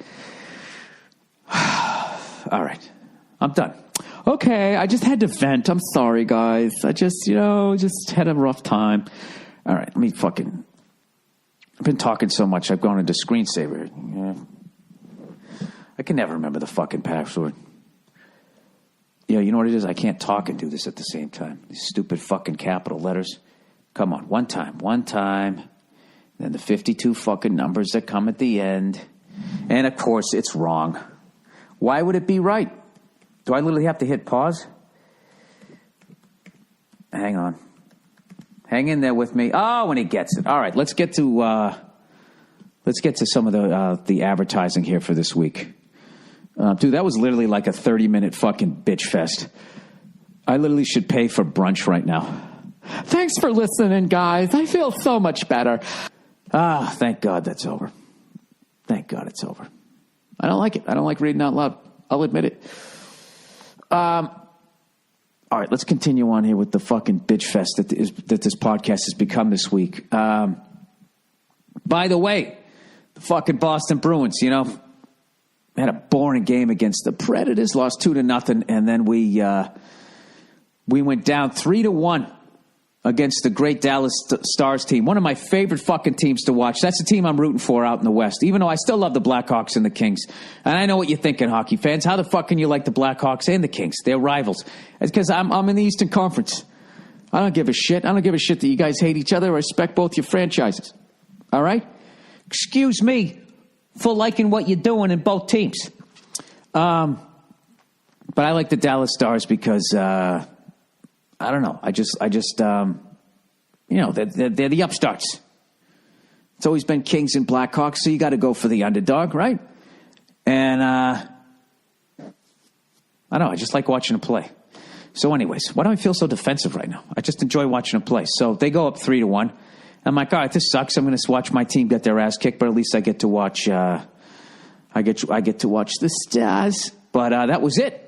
And I bet all you fucking Cowboy fans watching hockey, I can get into this, man. They're up 3-1. That's 4 goals in one fucking period. It's called a period, right? Yeah, I'm enjoying this, man. I'm really enjoying this. And then that was it. They got the old right there, Fred.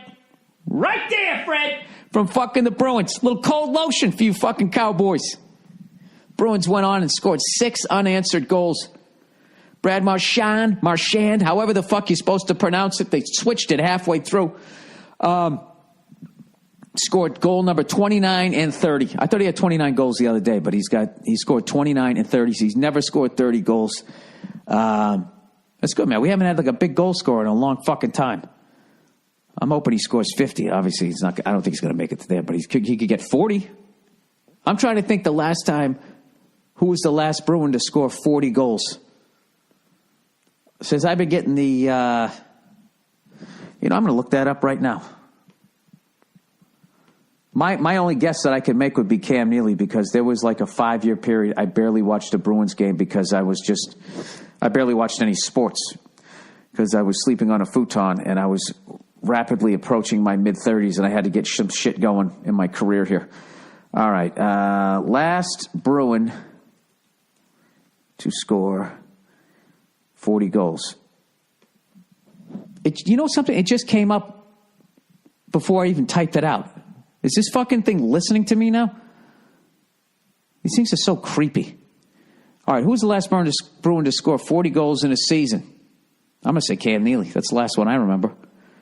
When was the last time the Bruins won the Cup? 2011, we know that. Who scored the most own goals? Why are the Bruins named the Bruins? They're named after a bear.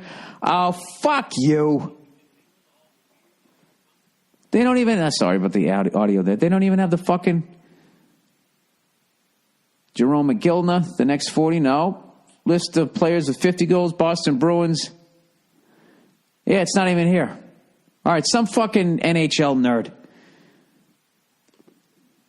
If you could fucking answer that one for me. Joe Thornton? I don't fucking know. Anyways, all right. Let's get on with the questions here. Oh, by the way, fucking Donald Trump, this guy's crushing it. He just said that he feels it's going to be him and Hillary Clinton. Bernie Sanders doesn't have a chance, and Hillary will make it unless she gets indicted. Dude, that guy is so fucking brilliant. He just told everybody that this is what's going to happen. And the amount of dopes, after watching people diving over each other for free T-shirts, they're just going to listen to him, and then that's what's going to happen. And then he fucking throws a little fucking, a little fucking... whatever, pipe to the knee of Hillary going, unless she gets indicted, which gets that shitstorm going again. Will Hillary Clinton get indicted? I have to tell you, if those are going to be our two choices, it has to be a low point in this country. You know what I mean? When we have the star of a reality show on one side and then the filthy fucking Clintons. Oh my God. And it's not even Bill Clinton. You know what I mean? It's just fucking unbelievable. It's like you're literally, like I said, why would you hire the plumber's wife to come over and fix your sink? I don't understand politics. I don't get how you can just start at such a high fucking level with no goddamn experience. Like, how do you just start as a senator? You know? Or that fucking, the mayor in New York there, Bloomberg. I got $1 billion. Yeah, I want to run this city now. Yeah, get those cars out of there. I'm going to put some chairs down. It's like, who the fuck is this guy? How come you don't have to start in the mailroom? You know, you don't have to start off as like an open micer, like a comedian. Well, I was married to a president, so now I'd like to be senator. Ah! Shut up. Oh, God, listen to that fucking voice. Listen to that voice or look to that Donald Trump at that fucking wigwam. Be a man and just shave your head, you know? All right, 2 reads for this week. Oh, no, I already got past this. Let's get into the... Let's get into the questions here for this week. Let's try to fucking calm me down. You know what's funny is to listen to this podcast, you wouldn't realize what a fucking great mood I'm in. I'm actually I'm in a great mood. This is what I sound like when I'm in a great mood, believe it or not. And I still had a great time at the fucking game. All right? Just so you know that, okay? All right. All things comedy announcement. All right. This Is Not Happening returns to Comedy Central Tuesday night, Friday, February 23rd at 12:30 after midnight. This season features long-form storytelling from All Things Comics, Al Madrigal, Christina Przinski, and Steve Simone and Felipe Esparza. So check that out on, what did I say, February 23rd. Oh, that's tomorrow night. Unless you're listening to this in the future, then you missed it. This is not happening, all right? All right, now this is happening. I'm reading a question here. All right, this guy, well, you know, this guy had a bunch of shit, so I edited the whole thing. Here's his question. He says, I'm 35 years old. and still living with my father. Pathetic, I know. Believe me, it's not by choice. I'm finally recovering from Lyme's disease, which sucked away 10 years of my life, and I will have my student loans paid off in a couple of months, which also sucked away 10 years of my life. Jesus Christ, dude. Coming with the misery here. In a couple of months, my father is selling the house that we currently live in and moving into a cheaper fixer-upper so he can be mortgage-free. I love that. It's a great idea, provided you know how to fix it up. Speaking of which, I got all the last 2 interior door locks are going to work. I got a skeleton key for all of them. I'm so ridiculously excited, and for the life of me, I can't find anyone else who gives a shit. I've had people over the house, and I go, look at this. Isn't this great? And they're like, yeah. Why would you want to lock doors in your house? You know who loved it? My mother-in-law. She came over, and she freaked. She was just like, oh, my God. She goes, that is so cool. She totally got it. And that made it worth it right there. So anyways, let me continue on.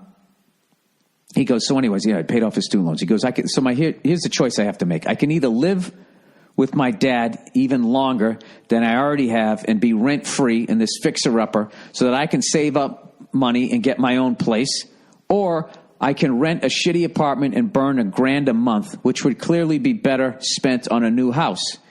If I was in my 20s or early 30s, I might be a little more open to the idea of renting, which I did in college. The upside of renting an apartment is having a little more confidence and integrity when I'm out on a date, knowing that we can retreat back to my own place instead of my parents' house. Well, dude, why don't you just hit him with the Lyme disease fucking story? You know? And just tell him, I'm living at home because I'm not dropping $1,000. I'm going to be buying a house. As long as you have a game plan. Women will fucking, they'll ride it. They'll ride it out with you for a little bit. If you're saying, listen, I had Lyme disease for 10 fucking years, and I finally got over it, and I had to move back in with my dad, and that's brutal right there. I had to move back in with my dad. You almost want to have that part of a whole another run-on sentence. You just got to plow right through that. I had to move back home with my dad, but I'm on a... How the fuck do you got to say? You got to say, I moved back home with my dad, but I almost have enough money for a down payment on a house. So I'm not throwing $1,000. Oh, Jesus Christ. I'll tell you, it's a rough one, you know? You know what? Fuck them. Fuck them. Just tell them what you're doing. Yeah, I'm living at home because I'm saving up to buy a house. Yeah, I am 35. Just own it. Yeah. Listen, I have my own back entrance into the house. My dad won't see. Anyways, let's plow ahead. If I was in my 20s or early 30s, I might be a little more open to the idea of renting, which I did in college. Sorry, I already read that. The upside of renting an apartment is having a little more... Jesus Christ, Bill. All right. It's also the freedom of coming home to a quiet house and knowing that my goddamn food will still be in the refrigerator when I get home. My brother is also still living at home. He suffers from migraines. Dude, what the fuck? What do you live near? What sort of fucking... This sounds like one of those fucking movies where you guys eating the lead paint in your house? Like, what's going on here? Is that how you get Lyme disease? Or do you go on a fucking hike, not wearing any shoes, and you get bit by a tick? I can't remember. There's too many fucking diseases.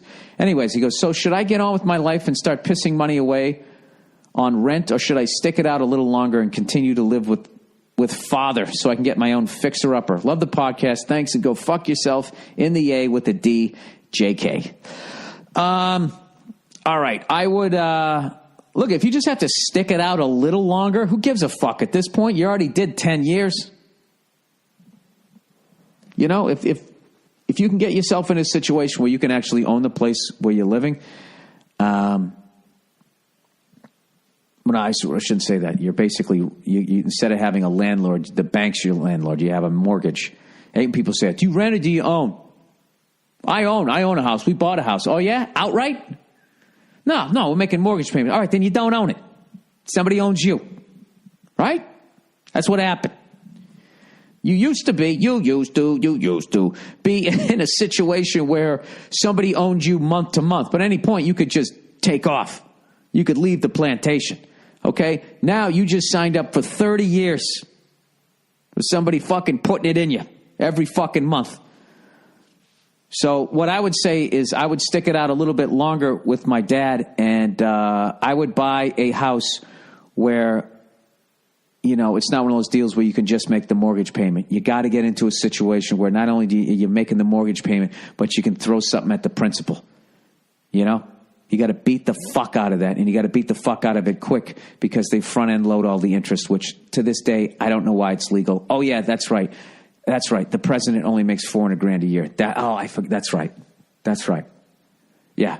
And bankers go out and have like $400,000 fucking, you know, I wouldn't even say Christmas parties. I mean, that's what they probably play the outfield to come and play their daughter's 16th birthday. There's no way they pay them $400,000. Green Day. You could get Green Day for $400,000, right? Play a half hour in your backyard. That's a trio. It's $133,000 each. $134 for the lead singer because he's playing all the guitar parts and singing. All right? I'm going to do a startup. I want Green Day to play my 48th birthday. All right, UK, United Kingdom. Dear Bill, when are you coming back to the UK? And are you watching any football, parentheses, soccer in between Bruins games? Nah, I've been really fucking busy, so I haven't gotten to watch any of that. I saw a little bit the other day. I don't know. It was in some pub. I always watch it, man.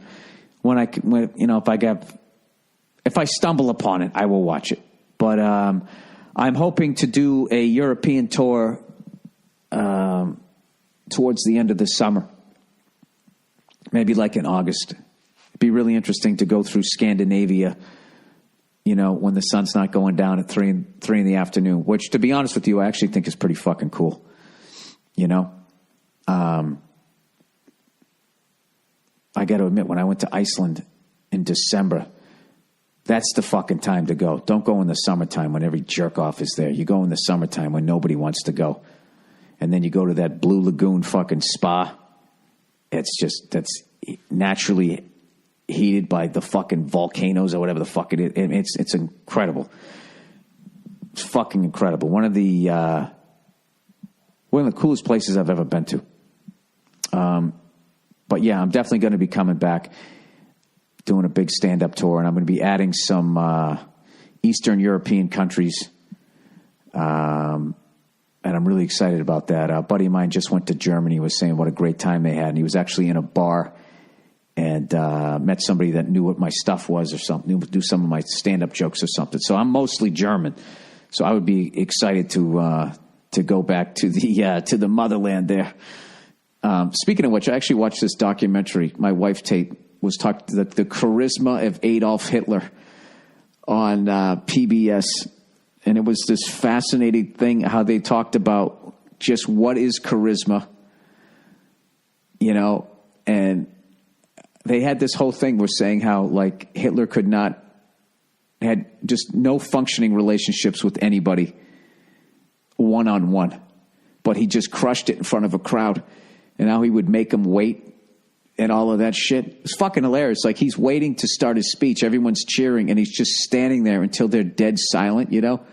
It reminded me one time I took Nia to go see Erykah Badu, and she comes out and everyone wants her to sing, and she spends the first 5 minutes just walking around lighting the incense. So I'm watching Hitler. She got this from Hitler. It's the same fucking thing. Everybody's like, oh, we need to behave ourselves, and then the performance will begin. But they had all these creepy fucking speeches that he was giving. He was doing this thing where he was going, there's a group of people among us who can basically live anywhere. They do business anywhere. It doesn't matter to them. They live in Paris.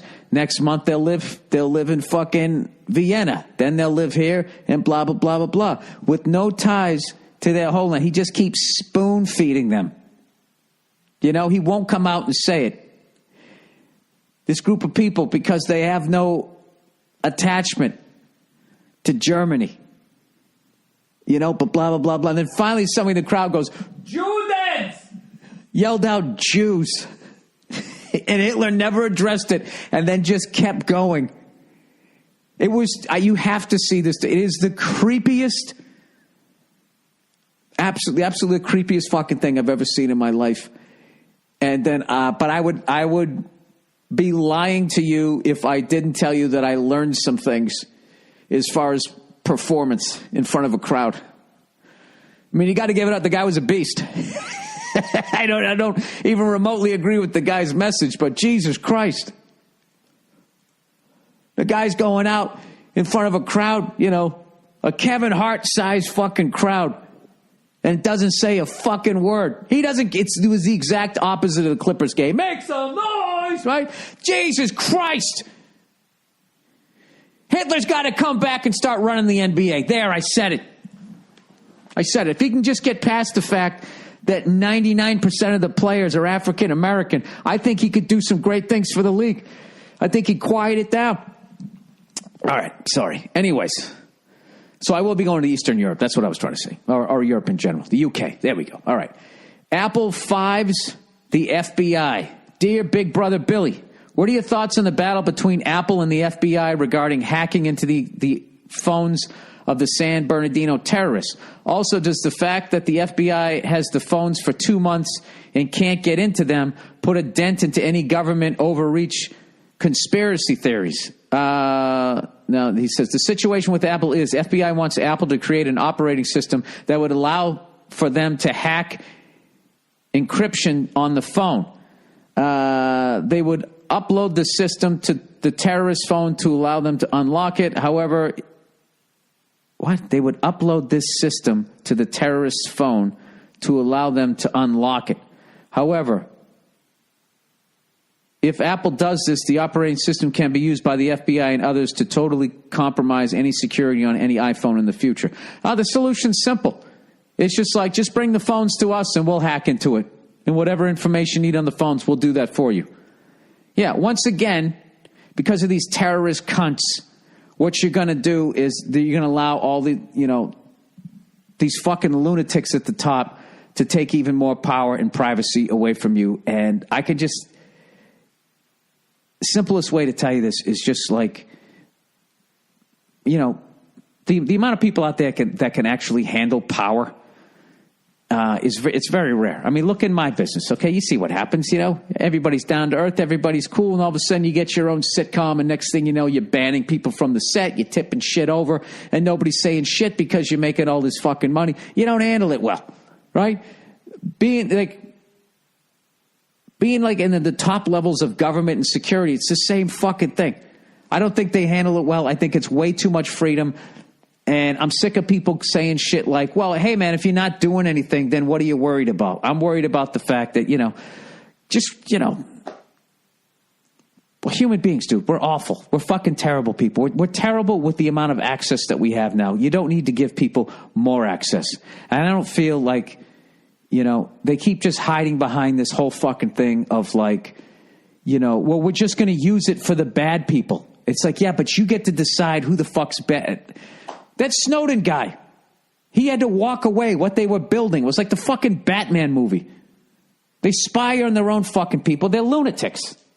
I don't know what they do. I always picture them just sitting there fucking, I don't know, like, dude, like that Snowden guy? He says when he stays in a fucking hotel room, he unplugs the phone because they have that speaker phone. Do you know that down at the front desk, they can turn it on and just listen to whatever you're doing in there? Fucking your lady, talking to yourself, rubbing one out. Whatever the fuck you're doing in the privacy of your own fucking hotel, they can just listen in on that shit. It's just, the whole thing is creepy. And, yeah, no, I can't imagine, what, by the time, if I live, to be like 90, 100 years old, like I would like to, I want to see I want to live in every fucking decade. I want to get to the 60s again. I was born in 1968. I want to make it, I just keep thinking shit like that. I want to make it, right? So, I can't imagine like the lack of privacy that there'll be if you live that long. Just with like people with like drones and shit like that, like the cameras and just how like, I think in the future, right? They're gonna have like these like microchips, like misters, and like somebody walks by and somebody just hits you with a little mist, and all these little microchips go on you. And when you shower, like most of them come off, but like a few will still stick on you. And then your next door neighbor can just watch your whole fucking life. There'll be no more TV shows. We'll just be spying on each other. I don't know. I think it's all fucking creepy. And I think that's way too much. I don't think the FBI needs to fucking do that. I think Apple should work with the FBI. And if there's ever like somebody that they want to fucking check in on, let them do it. Just have them call them up. Hang on one second. Hey, I'm finishing up my podcast. Let me call you back in 5 minutes, all right? Cool. All right, let's get on to the next one. All right, gay friend. Hey, Bill, first off, thanks for the laughs. Well, you're welcome. I'm 30 years old and decided to go back to school 2 years ago to study chemistry. I'm an idiot like you, but with enough effort, anything is possible. Yep. I believe Kevin Garnett said that. Anything is possible! During my first semester back, I befriended a gay guy. I am not gay myself, nor am I homophobic. I've also never had a gay friend. We have a lot in common, except for the fact that he likes to give and take it up the ass. Jesus Christ, dude. You could have said except that he likes gay sex. All right. I don't proofread these. I just stumble on the sentences. Here we go. During that first semester, I started to get the feeling that he liked me. I started to get uncomfortable studying with him and stopped answering his phone calls for a few days. After those few days, I decided to call him and explain my concerns. I told him that I've never had a gay friend before. I think he's a cool guy, but I also explained that I'm getting the feeling that he thinks he might have a chance. Dude, you handled it perfectly. He goes, he laughed and he assured me that he wasn't hitting on me and knew I wasn't gay. He also told me that if I feel he crosses a line to tell him. Okay, great, I said. I don't know, dude. He said he wasn't hitting on you, and then he's kind of like, yeah, but if I cross the line. The way I look at it, at the end of the day, it's a guy. All right? And guys think, if you're talking to them, you want to hook up, right? That's why women, when they walk down the street, guys are like, smile, say hello. It's like, I can't, or else you think I want to fuck you, and then I got to deal with that level of interaction. That's why I got to walk down the street with this Donald Trump look on my face, right? The same thing. I feel that with like gay guys. You can only be so fucking nice, or they're going to think they got a shot because they were born with a dick. That's what I did a bit about that. Your dick's a dreamer. Your dick believes, man. It's fucking waving everybody around the third base. All right. Now I'm in my second year of school, fourth semester, and we have more of the same classes, but not together. Over the winter break, he called me and asked if I wanted to go to the bar with him and some other friends from school. I happily said yes and drove to the bar. After about 2 hours, he asked me if I have any weed and if I'd smoke him down. Are we still talking about weed here? What are we doing? I said, sure, let's go to my truck and smoke a bowl. During this drunken stoner session, he proceeds to get out of that truck. Get out. Yeah, you got to, so yeah. Listen, dude, you know what? Your gut was right. You called him on the shit, and he said that he wasn't, and I knew it with that fucking line. But if I ever cross the line, let me know. Dude, he was trying to wear you down. He was trying to hang in there long enough that you finally just said, you know what, fuck it.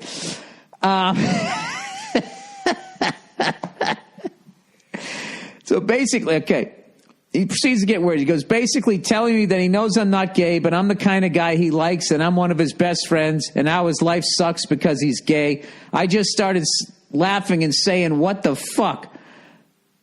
I'm too nice of a guy to say, get the fuck away from me. So I let him finish his thoughts. He was drunk and being emotional too, which was annoying. He reminded me of my ex-girlfriend. I'm just glad he didn't start crying. Anyway, after he was done, I said, that's great, but I'm not wired that way. Sorry. He kept going on and on, asking me if I'm sure there isn't any secret hidden desire buried deep within me. Oh, yeah, dude. It's late at night. It's late at night. This guy, he's going all in. I explained to him that if I was doing the same thing to a girl that I had a crush on, I would be considered a creep and that the girl wouldn't want to hang out with me anymore. Dude, why are you writing me, man? You're handling all of this perfectly. I already failed because the second he got weird in my truck, I would be like, get out! Get out! This was about 2 months ago, and I've ignored him since. He called me 3 times, and I ignored them. 2 of the calls were in the middle of the night. Oh, Jesus. 1:30 and 2:30 a.m., which leads me to believe he was being drunk and emotional. Exactly. He goes, just like a 23-year-old girl. He goes, I don't see him at school anymore because I avoid him on purpose. My question to you is, am I doing the right thing? Yeah, you're totally doing the right thing. It's just because you're both guys, and that because he's gay and he's like basically in the media, they're always considered victims if there's any sort of like you got to be more accepting. You know, at some point, if somebody's making you fucking uncomfortable and you fucking address it and they still cross the line, if that's something you're not comfortable with, yeah, fuck off. It's over. Beat it. You're fucking creeping me out. You know? Anyways, he goes, my question to you is, am I doing the right thing? I've never gone out of my way to avoid someone like this except for a girl after I break up with them. I have no desire to hang out with them anymore. It's not that big of a deal. It's not like a work friend you hang out with, but then one of you gets a different job and the two of you stop hanging out. I do feel bad, though, because he has had a hard life. He's the classic gay guy who grew up in Texas and was harassed and is hated by his dad. It sucks, but it's not my problem. I used to listen to his problems and try to give him advice on life and happiness and be a good friend. But after that whole truck incident, I don't want to do that anymore. Thanks for the help. Hope you and the lovely Nia have a great day. Yeah, no, dude, you're fucking, you handled it perfectly. You were never a jerk to the guy. You told him exactly how you were feeling. And at the end of the day, you had respect for yourself and your own boundaries, which he didn't. So fuck off. You know? Yeah. Teach him a lesson. Next time he has a straight friend, just be a friend. Don't get high, go into his truck and try to fuck him. You know? It's pretty straightforward. All right, germaphobe. Bill I don't know. Leukocyte? What the fuck does that word? I gotta look that word up. Is that some fucking space shit? Is that I don't know what that means. I feel like half the podcast is laughing at me and the other half is pretending like they know what the fuck it means. Leukocytes. A colorless cell that circulates in the blood and bodily fluids and is involved in counteracting foreign substances and diseases. I'm a white cell. Dude, that. You didn't realize how fucking original that is? I hope I said the word right. Jesus Christ, that was fucking brilliant. My hat's off to you. And it also ties in with germaphobe. You know, whenever you get sick, your white cell count goes up. Do you realize on how many fucking levels that insult is working? Jesus Christ, tip of the hat to you. All right, a few days ago, I was stretching in the gym with the girl I was dating. She picked up her phone from a bench, looked at the screen and said, God, my screen is so dirty, and then proceeded to use her tongue to lick the phone screen and wipe it off with her sleeve. What the fuck? Gee, just when you thought getting high with your gay friend and he goes for your dick in your truck was the fucking weirdest, almost uncomfortable thing you were going to... Jesus. He goes, I dry heaved and she got mad at me, claiming that she was a medical student and doing things like that was good for my immune system. Fucking med students always got to tell you they are med students. He goes, I couldn't get over it. I had to get away from her. Now it's in my psyche that maybe I am a germaphobe. When I use an ATM or debit card PIN pad, I always have to wash my hand. Touching those things grosses me out. Am I a germaphobe? P.S. How many hands do you shake a day? No, dude. Your girlfriend is a med student, but she's also gross. That's fucking disgusting. That's fucking disgusting. Period. Okay? There's so many other ways where you can just going to the fucking gym is enough to keep your immune system up. You don't need to lick your phone, you fucking pig. Disgusting. That's fucking gross. All right? End of story. No, you're not a germaphobe. You're an intelligent human being you're just aware. Yeah, I don't like touching those fucking things. When I go to the airport, I got to get on that little shuttle bus thing, and they're like, hold on before the fucking thing starts. I always pull down the sleeve of my jacket, and I hold on to it like that. Yeah, I don't need fecal matter and mucus and jizz and God knows what else is fucking on that thing. All right? Gross. You're not a germaphobe. All right, how many hands do I shake a day? I don't know. Sometimes 0. Sometimes if I do I don't fucking know. I know, but I go and I wash my hands afterwards, and I don't touch my face after I do it because I'm afraid I'm going to get pink eye. But I don't shake a lot of hands. But I will say people love coming out of the bathroom and then being like, "Hey, Bill," and then shaking your hands. I really got to in the moment get better and be like, "Dude, no, you just came out. Come on, give me the elbow, dude. You just came out of the bathroom. I don't know you. I don't know if you're good at washing your hands. I want to know you like that." All right. Dilemma. Hey, Bill. Oh, that reminds me. A long time ago, I worked the Improv in Dallas, and I pissed off this I think I pissed off this older Texan guy. Or maybe this was his weird idea of humor. He came up and shook my hand right at the end of the show. I said, "Hey, man, thanks for coming out." And he just goes, "I just peed." And I was like, all right, well, I'm not going to do anything with my hand. My hand you could have your urine on it. It's fine. I'm not going to eat. I'm just going to shake a bunch of other hands now. And they're going to have you pee on it. And then I'm going to wash my hands and it's going to be over. You know what I mean? You don't think you just went into the bathroom. You don't have any idea what's on your fucking hands? That's now on my hands? Yeah, we're all filthy. All right, dilemma. Hey, Bill, so I'm in a bit of a tight situation. Me and some buddies were planning taking a weekend trip down to Austin to attend a music festival. My lady's grandma is getting married the same weekend as the concert. Obviously, I have to pick. My lady's grandma is getting married the same weekend as the concert. Obviously, I have to pick which event I'm going to attend. Your girlfriend's grandma is getting married? Well, when the fuck did grandma have her mother? When she was like 12? My girl, there's no choice here. This isn't a dilemma. This is like an obvious. He goes, my girl left it completely up to me with no hard feelings attached, at least from her. I'm afraid of upsetting her family by not going to the wedding. Fuck that. Go to the fucking wedding. Look, if you're going to marry this girl, you have to establish early that you're not going to every stupid fucking function. You have to do that. He goes, but I should mention that my girl's grandma doesn't really care much for me, or so it seems. She tells my girlfriend that she should explore her options a bit while she's still young. I also have not been formally/officially invited. My girlfriend and I have been dating for 2 years, so it's not like I'm a new boyfriend or anything. What should I do? I'd love to hear the lovely Nia's take as well if she's around. Unfortunately, she's not around. Dude, fuck that. You go down with your friends and you go to the concert and you have a great fucking time, okay? And if this woman doesn't like you, at the end of the day, she's going to die soon. So who gives a fuck? Okay? Who gives a shit? It's not like her mom doesn't like it. Then that's a problem because she's going to be around. And you're going to have kids, and she's going to fucking show up, and it's going to be a big fucking pain in the ass. Grandma gives a fuck, right? Should explore her options. Is she still running around single in her fucking 80s? You know? She's just projecting her own regret of that fucking oxen driver she married back in the 1920s, whatever the fuck she did. Yeah, go to the concert. It's not a dilemma, dude. Go to the concert.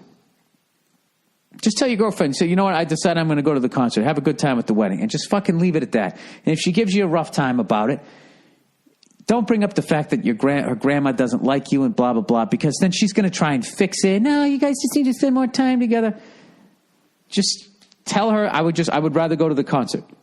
You'd rather go to the concert than my own grandmother's wedding? Yes. And just leave it at that. If she gives you a ton of shit, just be like, listen, if I invited you to something, you also had plans to go to a concert and you chose to do that, I wouldn't give you a rough time about it. I would want you to do what was going to make you happy. I would appreciate if you extend me the same courtesy. Yeah, see, now I was going to say you fucking so-and-so. Don't do the last part. All right, that's what I would do. All right, okay, there you go. All right, that's the podcast for this week, everybody. Everybody clap your hands. Thank you for listening. And thank you to everybody that's, coming out to the shows this weekend at Foxwoods. Some people were talking about, the ticket prices and everything. I can't control that people go on and buy these fucking scalping ticket things, the StubHub peoples of the fucking world. So I got to figure something out with that. I know Louis C.K. does something where he sells tickets, on his own website. But my thing is like, well, then how do you stop them from just going to your website and buying up a bunch of tickets and sending the fucking price through the roof? Like, how do you do that? Because I don't want you guys getting fucked over. But I can't tell you this. If you do go and you do pay through the nose, there won't be anybody screaming and yelling and shooting fucking T-shirts at you while I'm doing my dick and shit jokes. All right? Okay, that's the podcast. Go fuck yourselves, and I'll check in on you on Thursday.